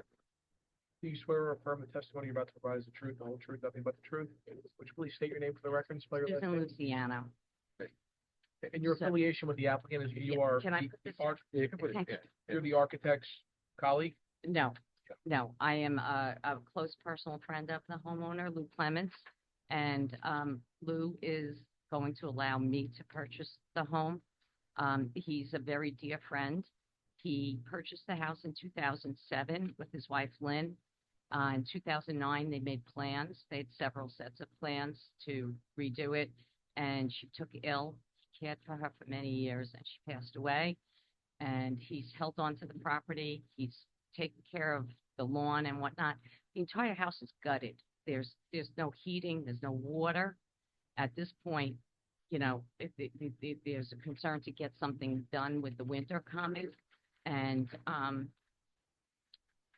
Lou and I have been colleagues, and I am going to work with him to complete this. It's a heartfelt project for both of us to do this, for both of our spouses, and not to get into the personal end of it. My husband has CTE. This is giving me something to look forward to. His wife just passed away. He wants to see this completed. We've decided to partner together, and see this, make it a beautiful home, and you know, a home that Allendale and the neighborhood will be proud of. It's a sweet neighborhood. It's a real sweet neighborhood, and it's really a project that we just want to see come to fruition. You know, it's not practical as it is. It's just such a tiny little house. And I am a real estate broker. I manage the Christie's office in Paramus, and I know the real estate in Allendale passionately and personally. And this will be a great value to the neighborhood. Property values will be raised by what we're going to do to this house. We're not doing anything ostentatious. We're looking to just put a second floor on it, make a beautiful, beautiful home. I mean, his wife even has the kitchen cabinets. The kitchen cabinets are in boxes in the house there. So when I say it's hardship, you know, the house was built in 1959, and I don't know what the setback laws were then. I've owned a corner property myself, so I know that the side yard is also a front yard, which comes into play here. I mean, it just makes sense. There's two little spots that don't conform, and I think that we pointed them out, you know, very, very clearly, and we've done everything by the book. We just want to make a beautiful home, and give me a project and give him satisfaction, you know. But also, as far as the neighborhood, this is certainly going to improve the neighborhood. There's an old wooden door on one side of the house, right? If you guys went by, you know, when we sent the plans over, you'd see that it's an eyesore. There's overgrown shrubbery, and you know, we're going to do beautiful landscaping. We're going to repurpose the bluestone. We just have a vision here, and it's just going straight up, and there are other homes all around that are two-story homes. Yeah, and I think that's the concern that I have anyway. It's, you know, it is a smaller home on the property. It is cat corner positioned that way. And it looks like it's just this big box then right there, and it's gonna be so close to the street that when you see it, it looks like it's gonna be right in your face. There's not a lot of architectural detail that kind of makes it cozy and cute, as you kind of said. It looks just very So back half. the plans do have for a front porch and landscaping. I've already met with one landscaper to put arborvitae's along the one side there to give the backyard privacy. The plan is to put architectural detail over the windows. I don't know, I guess you could see them on your plan. What's that called? Yeah.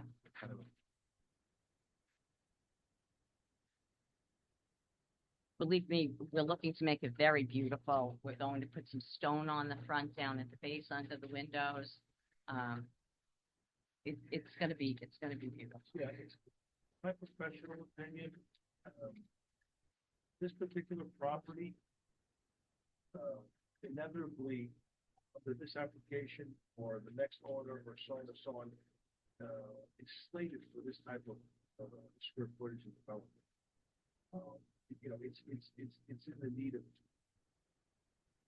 work. I have one question, and this is more technical and procedural. Sure. The applicant signed the application. I understand why Mr. Clement's not here. You're effectively his proxy as his expert witness. Yes. You are purchasing under contract, or you intend to acquire? I'm under contract. You're under contract to purchase this property? Yes. So ultimately, it's going to fall on you to implement these improvements if this board voted to approve the application along with any conditions imposed. Absolutely. Okay. I may have more questions for you, sir, but that's it for the moment. I think we're okay. It's relatively atypical. The applicant's not in the room, and there's not an attorney then in that case. So I did ask if, I've been working with Linda, of course, on all the applications, and I did ask if Lou needed to be here. Lou is in his, early to mid-80s, and he just doesn't stay up to speed. And so I was told that he did not have to be here. And so. You consider proxy conditions? Sorry? If there are conditions proposed that we agree upon, your concern is? My concern is your level of standing to speak on behalf of the applicant. Ms. Luciano has none, as far as I'm concerned, legally speaking. You're a lay witness, and there's very little legal value to your testimony, ma'am. You give context and color, but beyond that, there's not much. You, sir, have put on the record the sworn statement that you are here on behalf of the applicant, and the applicant's going to agree to be bound by any conditions that are imposed upon the application through your testimony and agreement tonight. At the moment, that's what we're going to have to take. Okay. Well, I mean, if they're architecturally based, they're not. They're going to be application-wide based, so they could go beyond the scope of architecture. Okay. For instance, we've talked about landscaping improvements already. There are members of the public here. I don't know if they're going to speak at all, and if they do, if it's for or against the application, but there could be more discussion points and conditions that come from potential neighbors and members of the public this evening. So it's, again, it's a little atypical that the applicant's not in the room, and if there's not, there's typically an attorney on behalf of the applicant. So you understand that anything you walk away from tonight, if there is a resolution, it's effectively, the onus is on you to agree in toto on behalf of the applicant, who's not here, above and beyond the architectural skin and floor plan, because we're here on the application, right? Okay. Yeah, the rights and the conditions don't transfer in perpetuity. It runs with the land. So that's going to apply no matter who owns it down the road. If they want to build this improvement, if they want to build something different, they're coming back here. Yeah. Okay, I have just a question. If I'm looking at satellite image, it looks like there's 1, 2, 3, 4, 5 sort of trees that overhang the existing property. I don't know the height of the trees now, but if you add a second floor, do you have to cut those trees back?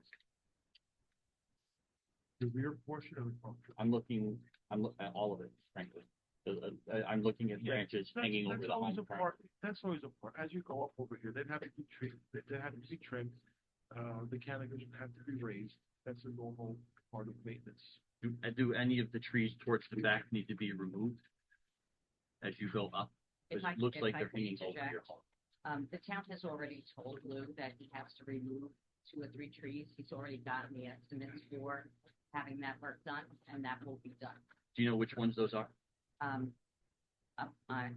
Because I'm wondering if the removal of those trees separating your property and your neighbor's property to the right are going to compromise the privacy as you go higher.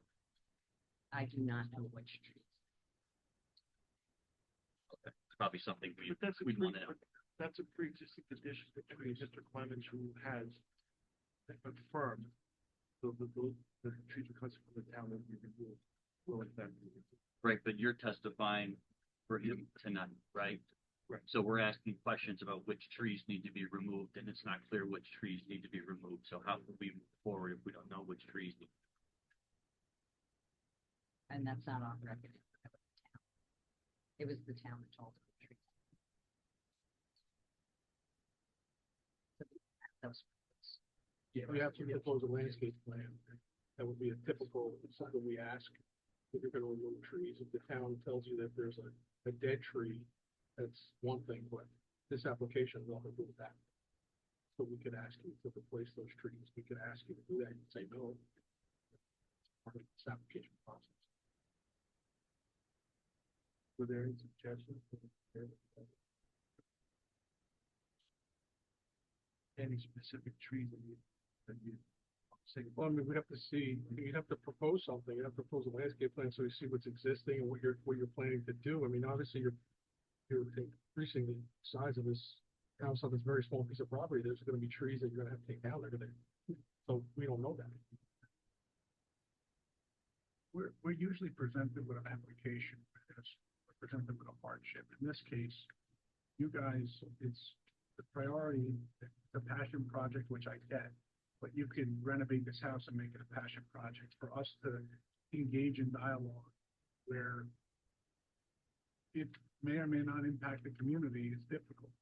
You're coming up here and the story sounds great, but ultimately the variance is gonna live in perpetuity with the property. So for us to be here and have to listen to what this could be and be stuck with a corner lot where you're doubling the size of the house and you are gonna impact the trees, you're gonna impact the impervious. There's a lot that goes into it. I could tell you, I don't feel comfortable going on this. I'll tell you 100% I don't feel comfortable. Because at the end of the day, it's a spec home. And although it sounds like you're gonna take all this into consideration and what the neighbors wanna do, ultimately, it's going to be sold to the highest paying person. We're not up here for anyone's benefit. We're up here to follow the guidelines and rules that are before us. And this variance, whether it architecturally doesn't work, that's not what we're here to look at. We're here to look at the hardship, and there is no hardship.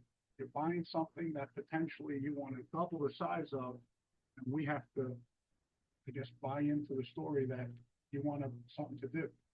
Well, if the house is in disarray, there's a lot to do here to gut it out, redo it, and make it a beautiful ranch. So it doesn't matter. It doesn't matter. It worked for many years for someone. I'm just telling you that I don't feel comfortable with what you're presenting. You may agree or disagree, but I'm going to tell you what I feel. I've been doing this for almost 20 years. I spoke, I can't remember his last name right now, but the initial gentleman that I spoke to, Anthony, in the zoning department, he was the one that told me that the house was built in 1959 and placed on the property, and it's placed on the property beautifully so that it does face that corner, so that all the houses sit around like that, and that the zoning setbacks changed after 1959, and that would qualify it as a hardship. So I came in here. I entered into this entire project feeling very confident that we were going to be improving the neighborhood by bringing a family into Allendale, and it easily calls for a second story. I bring 28 years of real estate experience to this, It is a first-time project for me, but I do know the industry, and this would not infringe upon any of the surrounding houses. I've taken a good hard look at it. You could look at Google Earth yourself to see that it would truly fit in with what's being built in not only Allendale, but in this particular neighborhood, with two houses just recently on the market, one still under contract, that really fit in with the same thing here. But you could also easily, someone can come along, knock the house down and fix all the imperfections and not worry and maybe have less of an impact on the property. You're trying to, Do you you're mean trying by to. moving the entire Knock the foundation whole thing down. They to could surface do, scratch. yeah. and move an entire foundation? What is Mhm. that? Yeah. We got knockdowns. We have the whole time. I mean, all what the time. is that? You're not doing it because economically it doesn't make sense when you resell it. It's. I'm looking to I do something understand good that, here but- with my. So with then my renovate budget what you here. have. We can't sit here and approve an application based on what you're giving us. I'm just telling you that it doesn't work that way. So. I want to Please. make this one. I'm- I think you're missing at least one component here, above and beyond, and you're hearing good feedback from the board. This is something an applicant wants. I don't know how often you've been in the process of these board hearings, but this is what an applicant should hear, is what the board's concerns are before you put it to a vote. I think you have a technical issue before you even get to a vote. I can't recommend to the board that they vote on this application without the applicant present. There's no attorney here on behalf of the applicant. The architect is not an appropriate or typical applicant representative when the applicant is absent from the room in the hearing process completely. A purchaser under contract can be an applicant, but you are not on this current application, it's Mr. Clements. Yeah, no, and I was misguided. So, well, you know, the applicants typically come to hearings.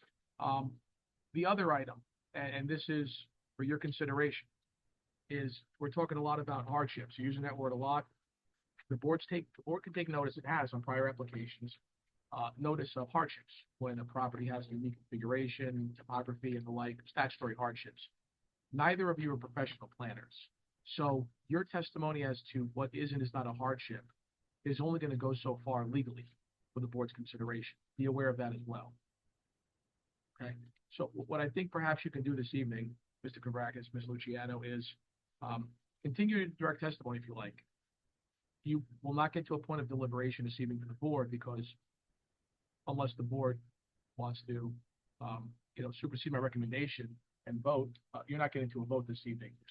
We have members of the public here. I think once you conclude your direct testimony, we open it to the public. We see what, if anything, members of the public, your neighbors, potentially, I assume, have to say. And I think you're coming back to another meeting. And my request is that at that next meeting, the applicant be with you in this room.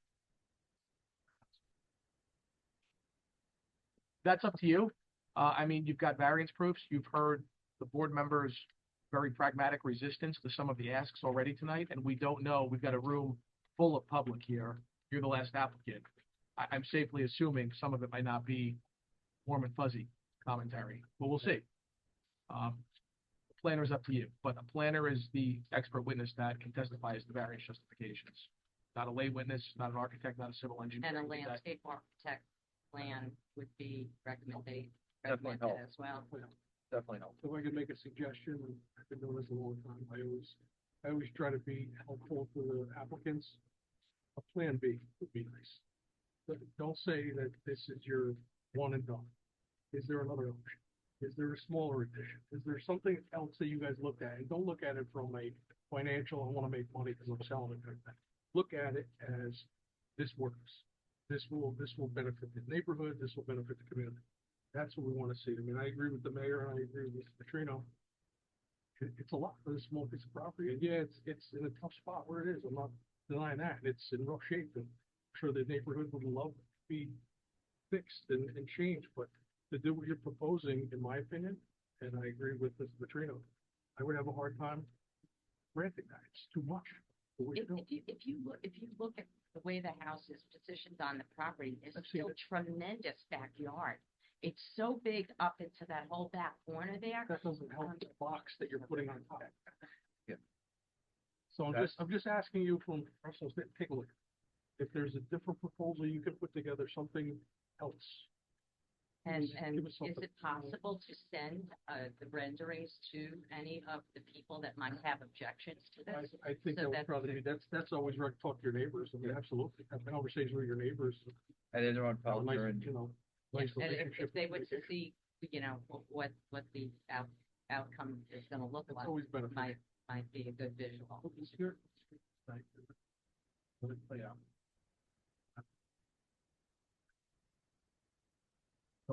Your direct testimony for the evening is concluded? Yes, okay, so the board will continue to ask their questions, and then we'll go to the public, and then we'll go from there. And then our next steps are to make another appointment. Linda? We'll Well, schedule that let's- tonight, when you yeah. leave, we'll confirm the new date, so everybody here in the public knows Yeah, when I they're hear coming you guys back. are kind of busy for the next couple of months.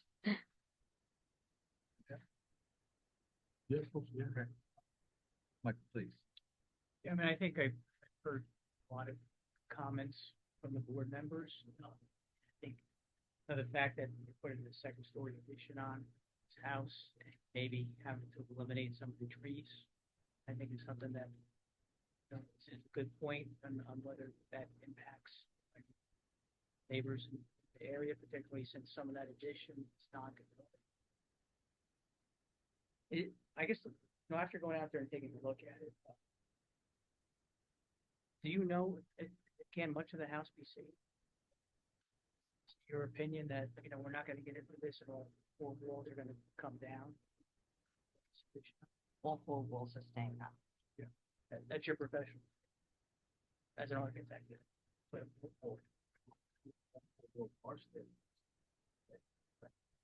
They have to, because my depiction over here, to meet the setback criteria, what they call, triangle for the house.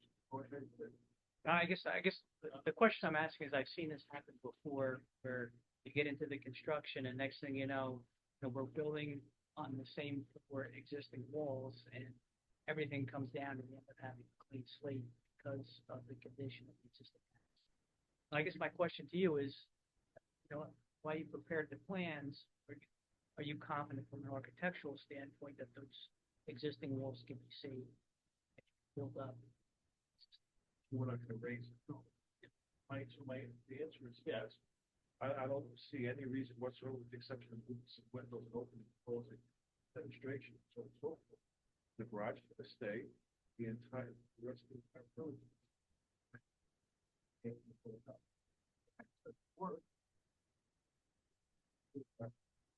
I understand that, but just looking in the windows and seeing the condition of the existing house, I had a concern that inadvertently the house is going to end up getting knocked down, and then you have to construct something. I'm not an expert. It's a surprisingly sturdy house, and ranches actually have the best basements and foundations as well. So all of that is staying. So, right. Then, if this, you're gonna have to deal with drainage and applying and grading and if you get your variances. Similar to the other applications that you looked tonight. It wasn't clear to me when I went there and looked exactly how the garage would work. It looked like one garage bay that you're proposing is existing floors at a different elevation than the existing garage. Yeah, we're gonna have, it's about 4 inches off. We're gonna move the wall that separates the two. Sides of the project. We're gonna enter on the same thing where it's 185 square feet of pavement. The equalize, take a look at the H100. We're gonna increase a small portion of the drive and path. Go ahead and have one garage.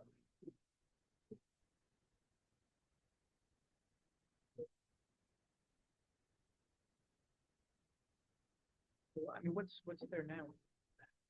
That it was. I mean, it's not a slab. Is it? Yes, it is. There's a slab underneath. It had sleepers. Bring that up to the level which we over. It was a makeshift room, I think.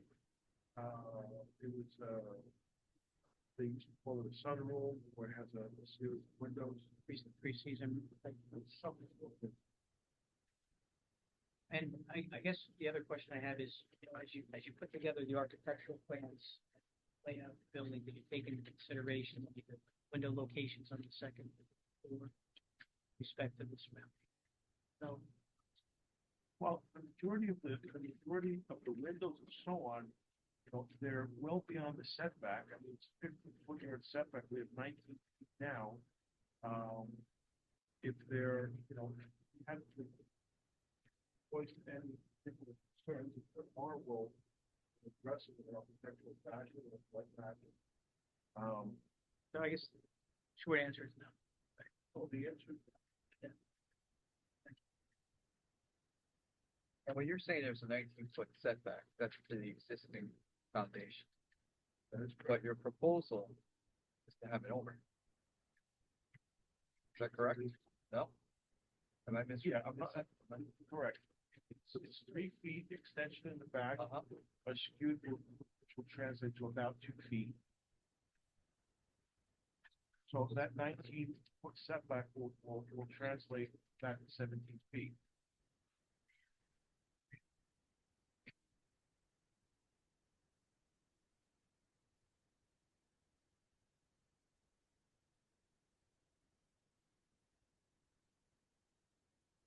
Nearest property line, there's only one additional window above the existing window. I think where the engineer was going was in proximity to where it faces the neighbor's house. Yes, I understand. I think that's what he was. As I looked at, I passed the house many times, but looking at it from a different angle, there is a house that's gonna be pretty close to that one property line, so depending on where the windows are going. Was there any consideration of the face of the house, they could line up with another window in the neighbor's house? I think that's where he was going.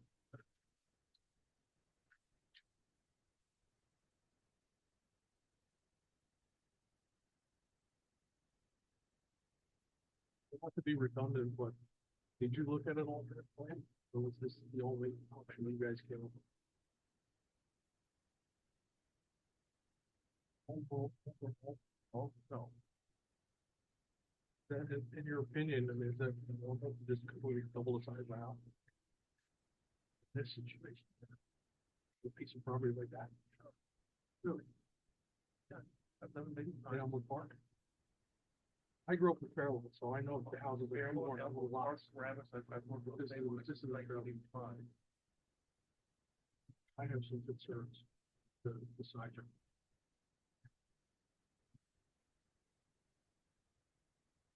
Size of the overall placement.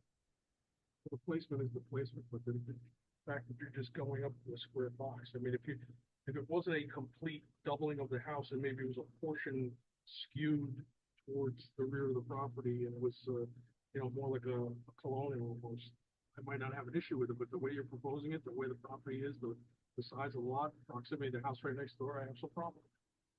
If you had an alternate suggestion, like this works, this is something, it would be nice to know. The fact that you didn't give it any thought about anything other than this, it's an issue for me. Well, there was one thought with the square footage to leave the bulk off the garage to go over the main portion of the house. The other way. I mean, look, if that's an option, it would be nice to see that. I'm not saying that you're held to that, but to know that you gave it some thought, know that there's other options, rather than this is what you got, take it or leave it. And to the board and to the client, we did contemplate doing 2/3 or approximately 2/3 or it wasn't yielding a home office, it wasn't yielding bedroom sizes. It's basically a 1,600 or 1,700 square foot have that over there would nearly nothing about whether they hit bedroom. It was contemplated, kind of we wanted because it's more conducive. We didn't, and I said, no, we didn't contemplate it. I don't have an alternate plan, just to go ahead and pop it for the board. I get that. Yeah. I think to Mr. Petrino's point, starting with a very small ranch to begin with, I think it's unrealistic to say you're just gonna double it. You just, maybe you don't need You four guys bedrooms. have to You need address two the bedrooms. hardship. That's, You're not addressing the Not real during the hardship, hardship. which is the problem. And for us to vote on this, we gotta be presented with the facts where we can understand the hardship. That's the problem here. I don't know how else to tell you, but you don't present us and prove the burden where you have the hardship. It's hard for us to. You're saying the hardship is, What's the hardship? what's the hardship that we're not hearing, You know, we're not hearing this- compelling evidence. what's the hardship? I still haven't heard the hardship. All I heard is that you're building a passion project that potentially you're gonna sell to someone to give them an opportunity to live in, and we know that town's good. It's great. We all live here. We love it. So what is the hardship? Placement of the housing. So what are the options? That's what we're trying to guide you through this. The option A, you present it. B, knock it down. C, offset the addition. There are options. If you guys are not understanding that, and we're trying to steer you in the right direction, but you just, you're like, right now, it's like you're focused on one thing, which I don't think you're understanding the process, fortunately. And maybe if you had a land use attorney who could guide you in a better direction, it would be certainly helpful. A professional planner who is educated in this type of stuff, certainly guide you in the right direction. It would be different. But Director.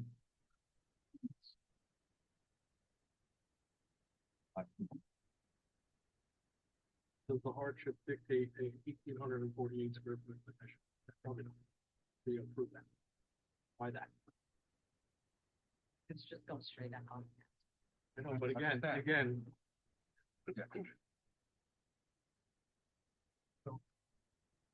I'm sorry, we're done with the test. Okay, thank you. All right. All right. You guys, I'm gonna. Okay, all right. Board. Okay. All right. I'm gonna go. All right, again, as you've heard me say in previous, applications, I invite the public to come up for comment. Please state your name, and provide comment on everything that you've heard for this application. only. Comment and questions. Thank you. Okay. Yeah. Comment and questions. Talk about it. Yes. Name, sir. Oh, yeah, please. Yeah, thank you. John Cromie, 169 Dale Avenue, Please, my last name, sir? CROMI. I'm an attorney, I'm a partner with Powell Colby.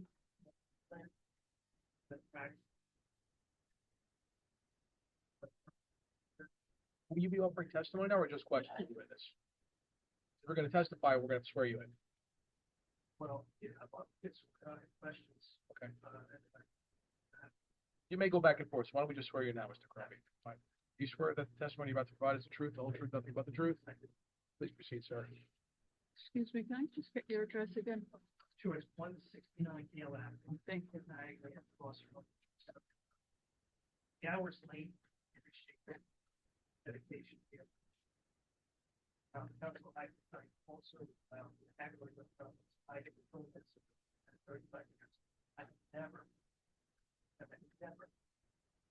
you do an application. Here, applicant, when I concur,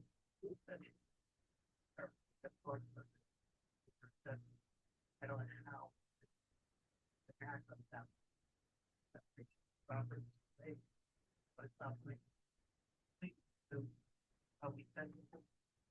The wife and I have lived the neighborhood, perfect neighbors, behind me. The house in question is a beautiful bedroom house. In the Lord lived there. Long passed away. Current owner, boy, 2006.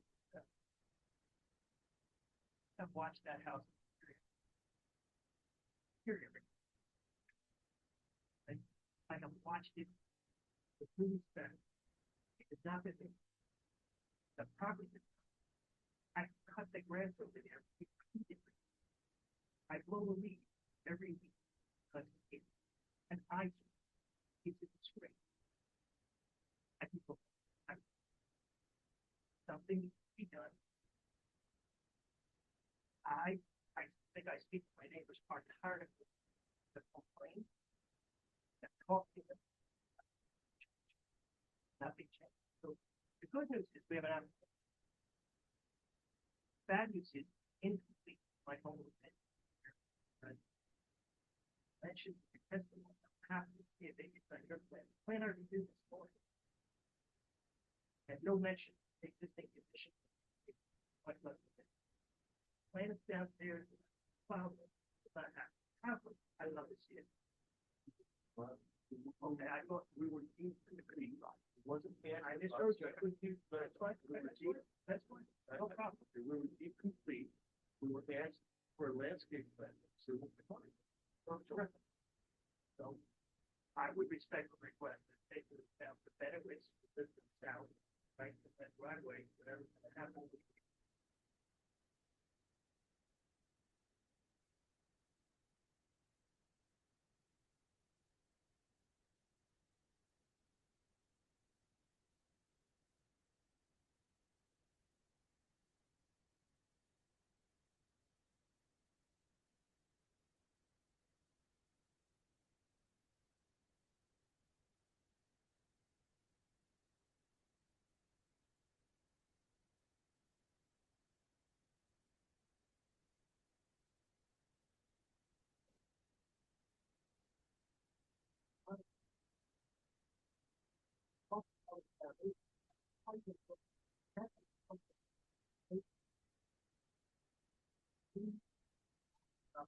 For 15 years.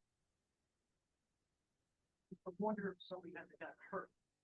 So I'm not here to talk about the history, but the problem is everything that is touched in this house since when it's bought it, with respect, has not turned out well. There has been construction debris there. There is stuff you have to stare at in the backyard, a bicycle, a lawnmower, a snow blower. So whatever happens in terms of what gets approved, I implore this board to make sure that conditions are imposed and that there's enforcement. Because the history, you know, past prologue, this is not going to go well. Okay? And again, I respectfully suggest, I'm glad you're here. I want nothing more than something to happen. Passion project, whatever project. But it's got to work and it's got to be done well. You have a contractor? Hey, who is it? Delartis, Belco Constructors. I know him many, many years. I also work with a land use attorney. She's a good friend of mine. You probably know her, Gail Price. Pardon? I have no idea what's up. I'm not able, why am I asking? Because I've been putting up with 15 years of stuff I shouldn't have to be putting up. I'm sympathetic over here. And I don't think it's gonna, I don't want to be argumentative. All right, gentlemen, Mr. Burma, you know the process. Speak to the board, offer your testimony, cross-examine them. We can't have the cross back and forth with you two gents, yeah. Yeah, no, No problem. If we get scheduled for that, application I got, just a one-page notice. I personally went here, exactly with the variance. I don't think it's the front yard. But I looked at the back yard, they will be. So, in the backyard, well, this is, I looked at it. Correct. But if you look at the addition to the tax, that's 1917. That rear corner, right? The north and west corner. It's a lot closer to 7. It's the bluestone patio. It's still gonna be pretty close to the edge. Right? So, yeah. If you're talking about the 19 feet, that's the 19. To the foundation, correct? Existing. Yeah. And we're coming out So I want to make sure we're preserving the record here. So, Mr. Crummy, if you wouldn't mind, ask Mr. Kavrakis the question. He can identify the bulk deviations. Answer it to the microphone, just so we capture it off the record.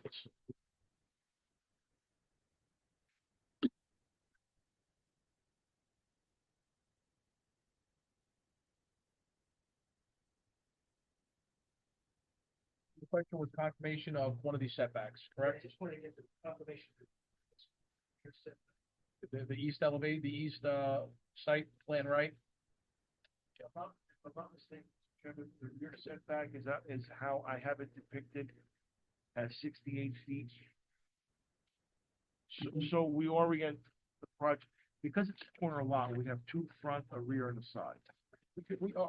Our engineer can confirm whether or not you calculated properly. I mean, Mike, I know you reviewed this and Yeah, I mean, I looked at it and I reviewed code officials running it. And to me, it looks like we have front yard setback issue, right? On both streets.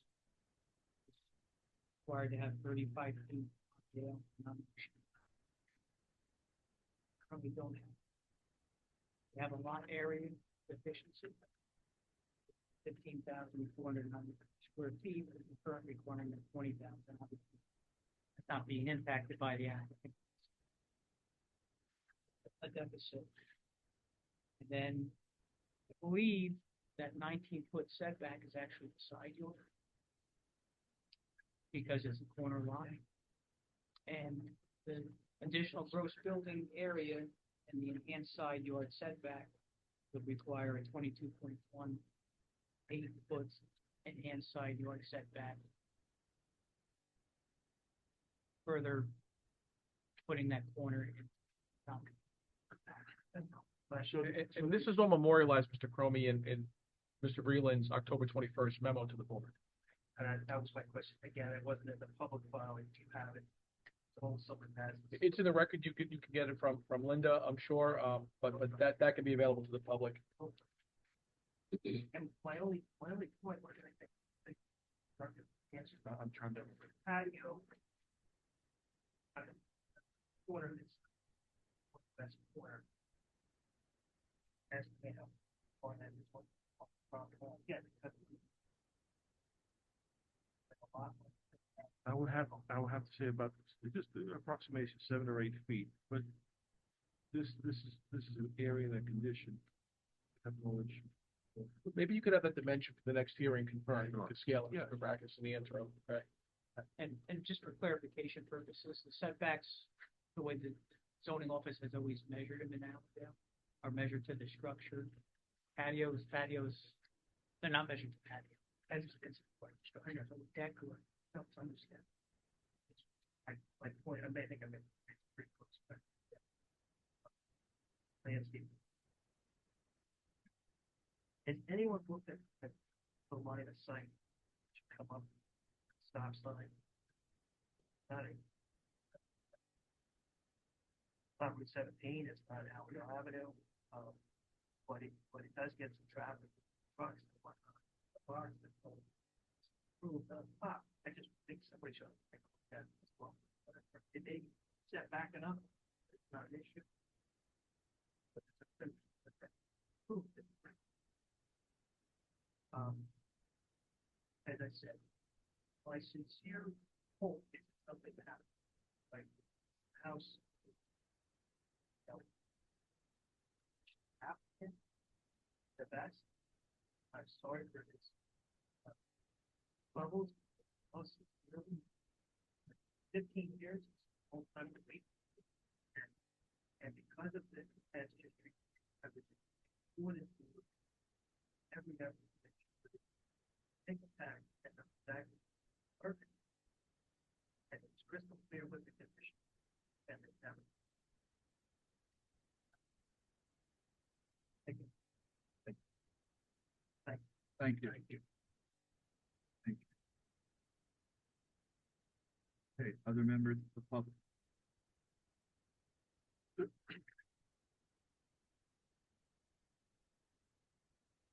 Your name, sir? My name is Richard Brook, BROOK.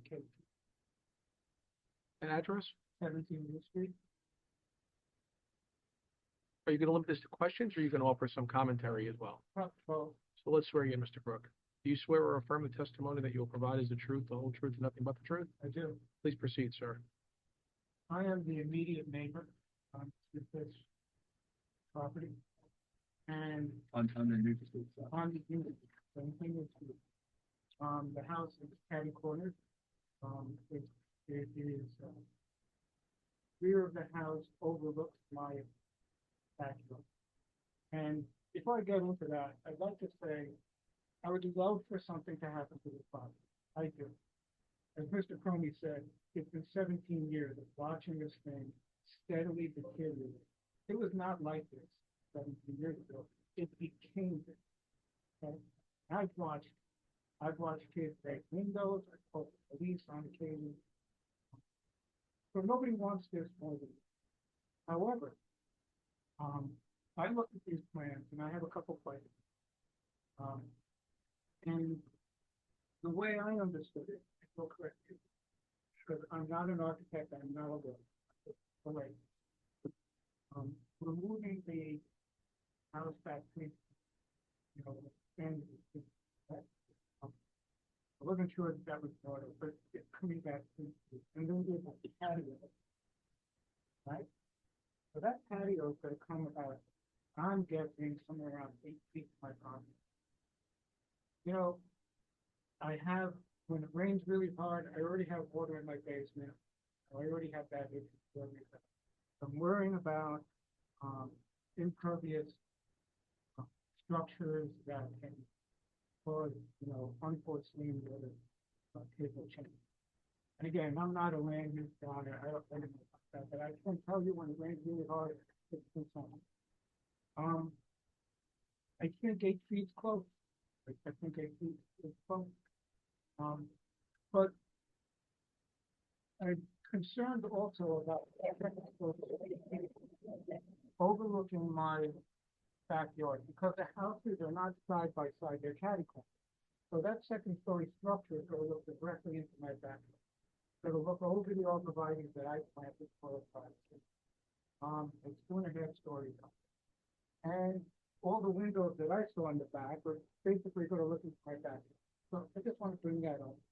I just don't want my backyard to become a camp. Right now it's not like that. There are across the street a single story home, very nice home. Across the street from that, there is a catty cornered home, but it really doesn't apply. It's got, in my opinion, a much larger piece of land. So I just want that to be brought into and considered when the board makes their decision. I also find it odd, and it's been brought up, but I just want to bring it up as a homeowner, that the applicant is not there. I understand the applicant is older, and he does show up and occasionally do things around the house. But it seems to me that I'm unclear when this house gets built, who's it going to actually own? Going to be. So I just want to echo Mr. Cromie's comments that I think we need to be crystal clear on what is going to be built here, because it's past this prologue. I haven't heard one, I'm going to say, honest comment coming out of the owner of that property. 15 years, 17 years, he hasn't lived there one day. Okay? So that's my story. That's what I put forward for consideration. I want that house to be redone. I want it to be a viable home. Allendale is all about that. I've raised my family here. I've been a resident for 30 years. I've raised 3 boys here. And I want a family or somebody to live there. But I just want to be crystal clear. Those plans didn't show me landscaping, didn't show me any kind of, if there's any kind of exterior floodlights. It may have showed, but I didn't pick up where air conditioning unit would be, a compressor. these are all things that I think need to be really fleshed out, especially because of the nature of the owner right now. Okay? And this kind of uh, ambiguous. So I think that's it. Landscaping, possible screening, 8 foot in my property line for a patio. Not so sure I love that, and, I don't want the backyard to become a camp. That's my story, and I appreciate it. Thank you. Yeah. There are large amount of trees that separate the two properties, and it's our intention to, when I guess there are well over a dozen trees along that property line, and he was told that he has to take 2 down. Right. One of those trees, I believe, is a large ash tree in the front that's been dead for years. All the arborvitaes along the property line are mine. I planted them. There are several, I'm gonna call them, I'm not an arborist, I'm gonna call them scrubby secondary pine trees that I'd be shocked if they didn't come down. If I was doing this kind of work, I would think those trees down. So that's why I think there needs to be a landscaping. Well, I can understand your, wanting privacy in your backyard. There are so many trees along that line. There's a lot of privacy between the two properties. Well, then let's get a landscape, but as I say, let's make it crystal clear what needs to be done in writing, and then, monitor that and make sure that happens. I have no faith that there is, on words at this point. I need a plan, I need it to be crystal clear, and I need it to be followed, and I need it to be monitored. That's all I'm asking. And the HVAC is on the other side. Yeah, I may have, like I said, I'm not an architect, I looked at it, I wasn't sure what all this was, but I did see that was a 3 foot bump out. And I saw this patio, this concerned me right there. I don't want it's just because these windows are gonna look directly into my backyard. Well, this is some general understanding where your house might be.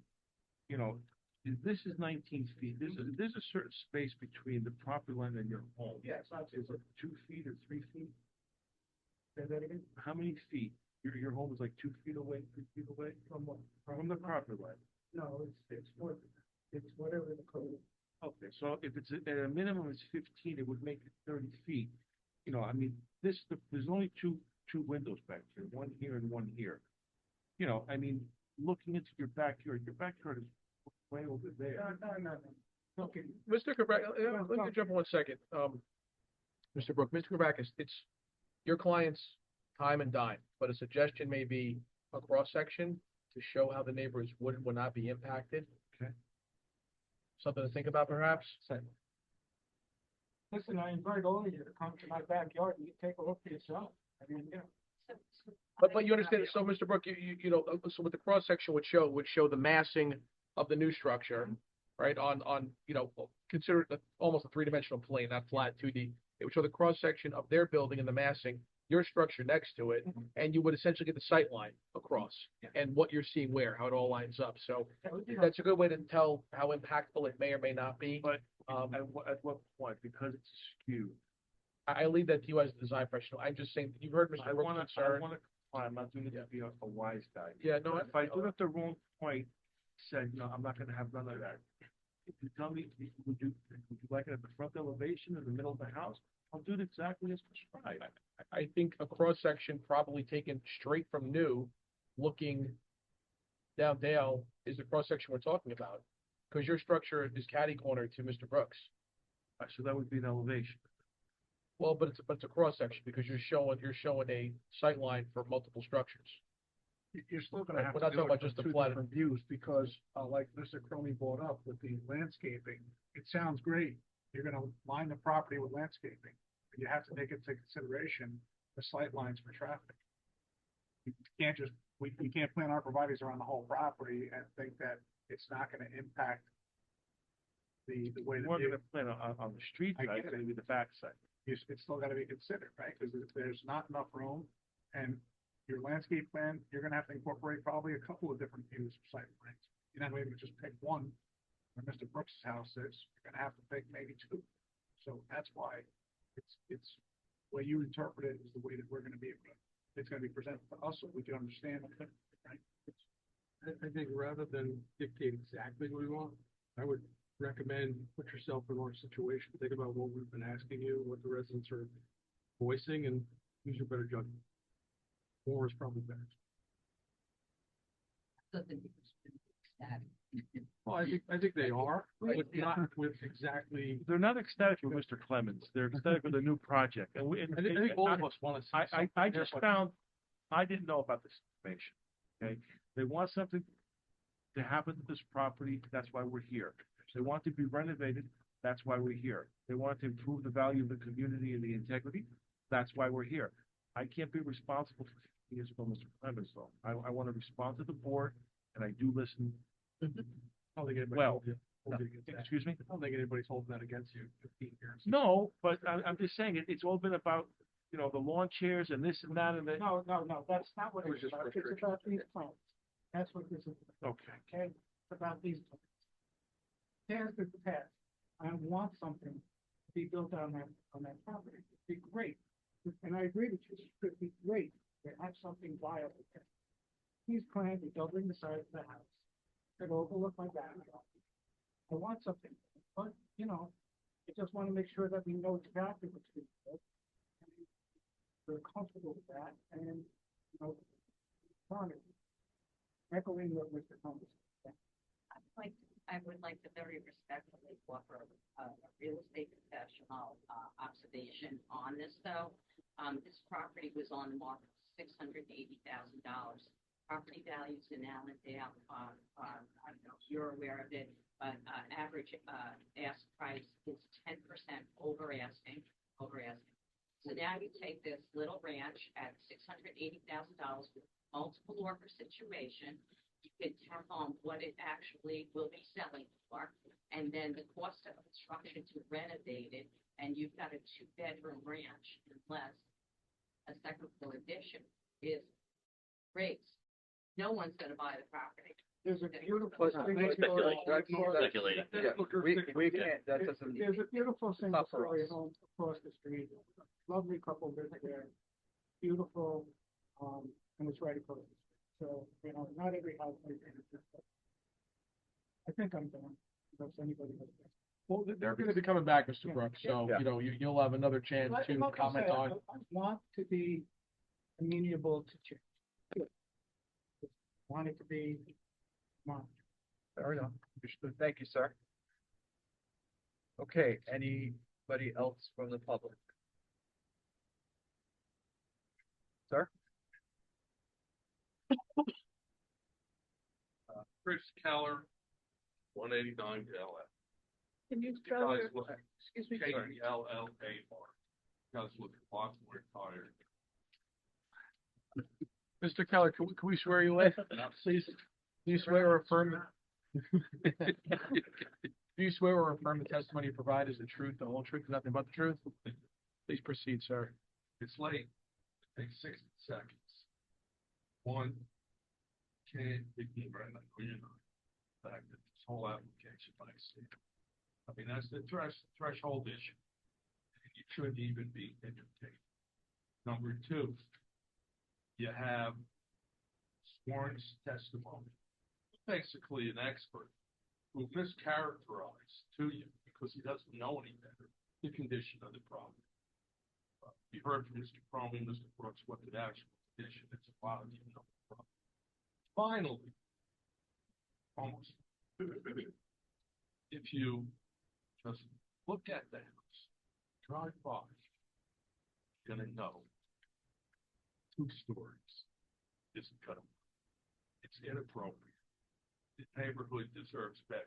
Hey, we deserve better than what we've had the last 16 years, but we don't deserve something 2 stories. It turns into hardship. This is the last thing to say.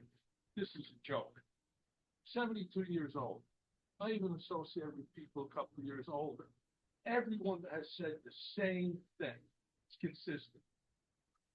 There's not enough ranches in Allendale for people to retire to. I would like to buy that property and just live there. That's what the problem is crying out. Not hardship. Oh, I could only sell it for $6.8. Well, if you sold it for $4.50, you'd have someone come in and renovate it, and it would be a real gem because it is a great neighborhood. So things here just don't make sense. Doesn't pass the smell test. Shouldn't have been entertained because of the lack of standing. So I'll comment the next legal point, Mr. Keller. The applicant does have standing to prosecute the case. Oh, the applicant does. Yes, well, the application was filed, it was noticed, an affidavit was served, so the applicant does have the right to be in the room tonight and be represented by experts. My caution to the board was not to take action or deliberate until the applicant is here, because it's a little gray and fuzzy as to truly who can agree to be bound by conditions of the approval. Ms. Luciano is effectively a lay witness and, companion of the applicant as far as I'm concerned at best, and not an applicant herself. This is the applicant's expert witness, so there is standing to prosecute the case. They're coming back to continue this if they want. And if they do, the applicant was instructed to be here at that future public proceeding. Right. I agree with you, except that his testimony included non-expert testimony. Wasn't restricted to that. That's what I objected. I don't object to anything he says as an argument. I can't sit here and have them talk about who's well maintained grass cut. See John Cromie cut. I don't do that. John's a bigger person than I. Thank you. Thank you, sir. Okay. Any other comments from members of the public, please? Okay, seeing none, I bring it back to the board. I'm of the opinion that I need more information. And so I'm very familiar with the street. I lived on the street. Yeah. Okay. Information and changes. I'm sorry, more information. Yeah, I want to see a topographical map. I do have a concern. I believe Mr. Comey brought it up. Please correct me if I'm wrong. I'm going to ask a question in public. Anybody, as I remember that you come up to a corner as you're coming up from the bottom end of Dale. Okay, I don't know who can answer that. I'm going to invite, sorry, I'm going to invite this. We'll bring it back up, Mr. Cromie. Thank you. That's fine. Yeah, that It comes up. significantly, Yeah. my house at 169 is at top, but this house is at the Very top of the hill. Mhm. And there's a significant downgrade down to the bottom. As you go of down hill to the bottom of the ceiling. Okay. I mean, the difference between 169 and Telus property, which is probably 8 to 10 feet, and the bottom is by 12 to 15. Significant depth of it. And that's why I'm raising, sir, thank you. A topo of the property or the entire streetscape? I'd like to see it of definitely property. And maybe a few feet into neighboring, properties. I need to understand it, because again, I know, I mean, these people live on it, okay? I lived on it, okay? And I know that goes down. I was more concerned, Mr. Crowley, about coming up and, but I know coming up to that corner, that sightlines are a concern, huge concern. Coming up Dale to the corner of New. Yeah, the DPW at the end. And that's- DPW folks are great, but it's open, but you got trucks going back up, we got the utility contractors, water department, folks going back. It's it, 517. The other, that. And then the maps of- Top of the hill. Correct. Correct. So I definitely want to see the plan. I need more complete plans. And I think that's what you're hearing from the board, Which comprises topo, landscape, landscape, lighting. and thank you. Frank, please. I want options. Yeah. I mean, you heard, you're the third on the docket. Okay, I don't want to. Very But as clear. counsel said, Sir, very clear, very clear. you hear the questions that we asked of the other two applicants. I mentioned that to Mrs. Giano, that by going second or third, you get the, for the board, that's what Very clear. All right. I will do this for you. Because foolishly, I was expecting the same result that the other two projects got. You know, everybody's gonna love what we're doing there. Everybody's gonna love what we're doing to the neighborhood. And I don't think anybody from the board is, we're happy to know that something's going to, and I think we share with the neighbors. It's just what, and perhaps it's not in the board's opinion. We need more. We need options and we need more information. Okay, and then you've heard the testimony of various. Okay. And that's where I'm at. I don't know if anybody else wants to add to that. I think just the clarification, you're not giving us options to choose from. You're giving us a different plan, because I think the plan you're proposing now, from my concern, I wouldn't approve that. So if you Yeah, I want my don't think vote, the I plan want to fits see a in with the different neighborhood. plan. I mean, if you wanted, But I'm not gonna choose an option. No, I understand that. It's, I know, but he, okay. okay. I'm sorry. Yeah, I agree. You know, I'm with you too. All right.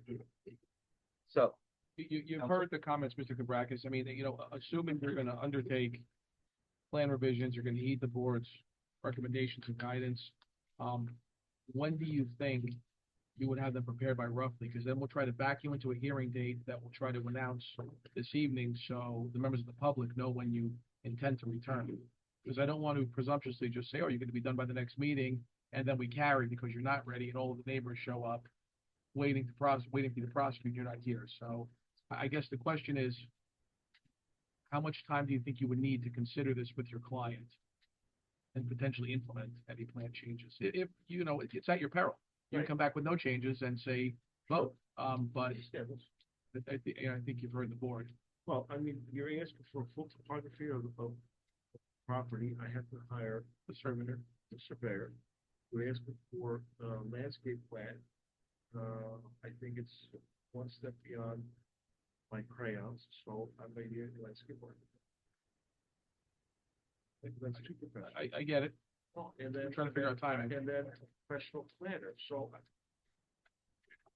I have to prepare these, do you still need the plans in 10 days before the next? Yes. What is the date of the next meeting? I don't know what's available, Linda. well now. Linda, what- November we're- 13th is Yeah, really we're full. booked. There's 4 applications that night. I'm looking at Monday, the 16th. That's my suggestion. Because December 18th, we also have, Allendale Senior coming back, unless you think we can do that also on that night. So possibly either December 16th or 18th. Preferably the 16th, We can, if everybody's available.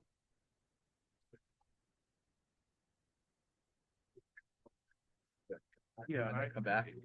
that would be who we communicate with, board secretary? With Linda. With Linda. Yes, Linda. Okay. So but for December that- 16th works for, No, we will. no, December 16th. December. Well, here's the thing, Mr. Quebec. If you want to confer with your client before you pick a date, Right. you're gonna have to renotice. That's what, Because we can't announce it tonight then, right? Follow? So we either agree on a date tonight to carry it to, obviating the need for a future public notice. okay, If you want to leave and confer with your client and get back to Linda and then confirm a date, you'll have to renotice because we've left here tonight without carrying it on the record to a date certain. understood. And that, you could do that too, but it's just, you're renoticing. It's either the 6th.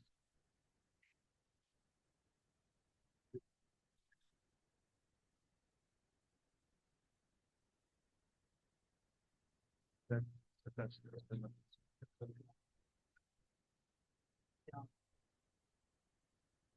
I don't know if they'll even make it to hear you. We had 3 applications tonight and it's 10:15. We already have 4 for that night. Get overtime. No. Get a raise.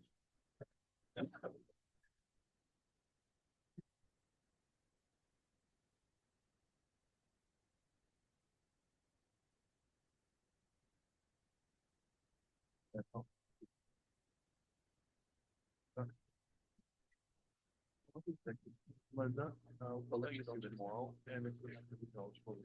You will, will yeah. have You to know. certainly have to renotice. Yeah. it. If you don't decide tonight, you do have to renotice. Then the Yeah, And publication and submitting an affidavit of. you're basically starting from scratch. Another $1,500. No, no, No, no, no, no, notice.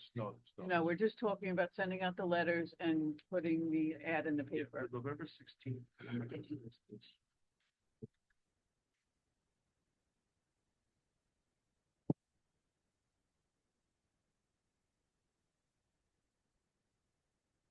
And the owner would have to be present that night also.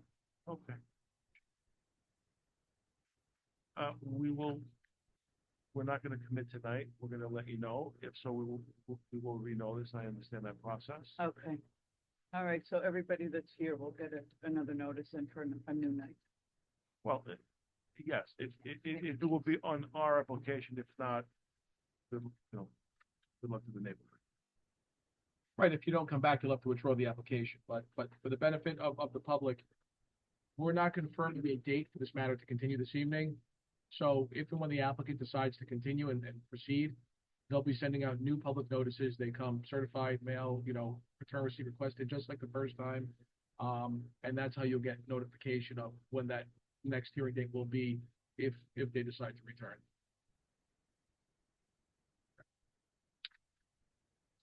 Thank you. Rick? Thank you.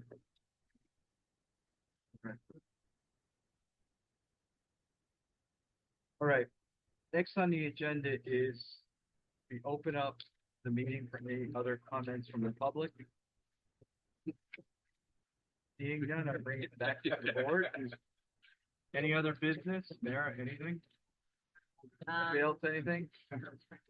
Okay, all right, motion to adjourn, please. Second. Sir, Second by Joe. all in favor? Aye. Aye. Thank you. All right, everybody. Thank you. Craig's telling me. What's the problem? I've got to do the same thing now. Thank you, everybody.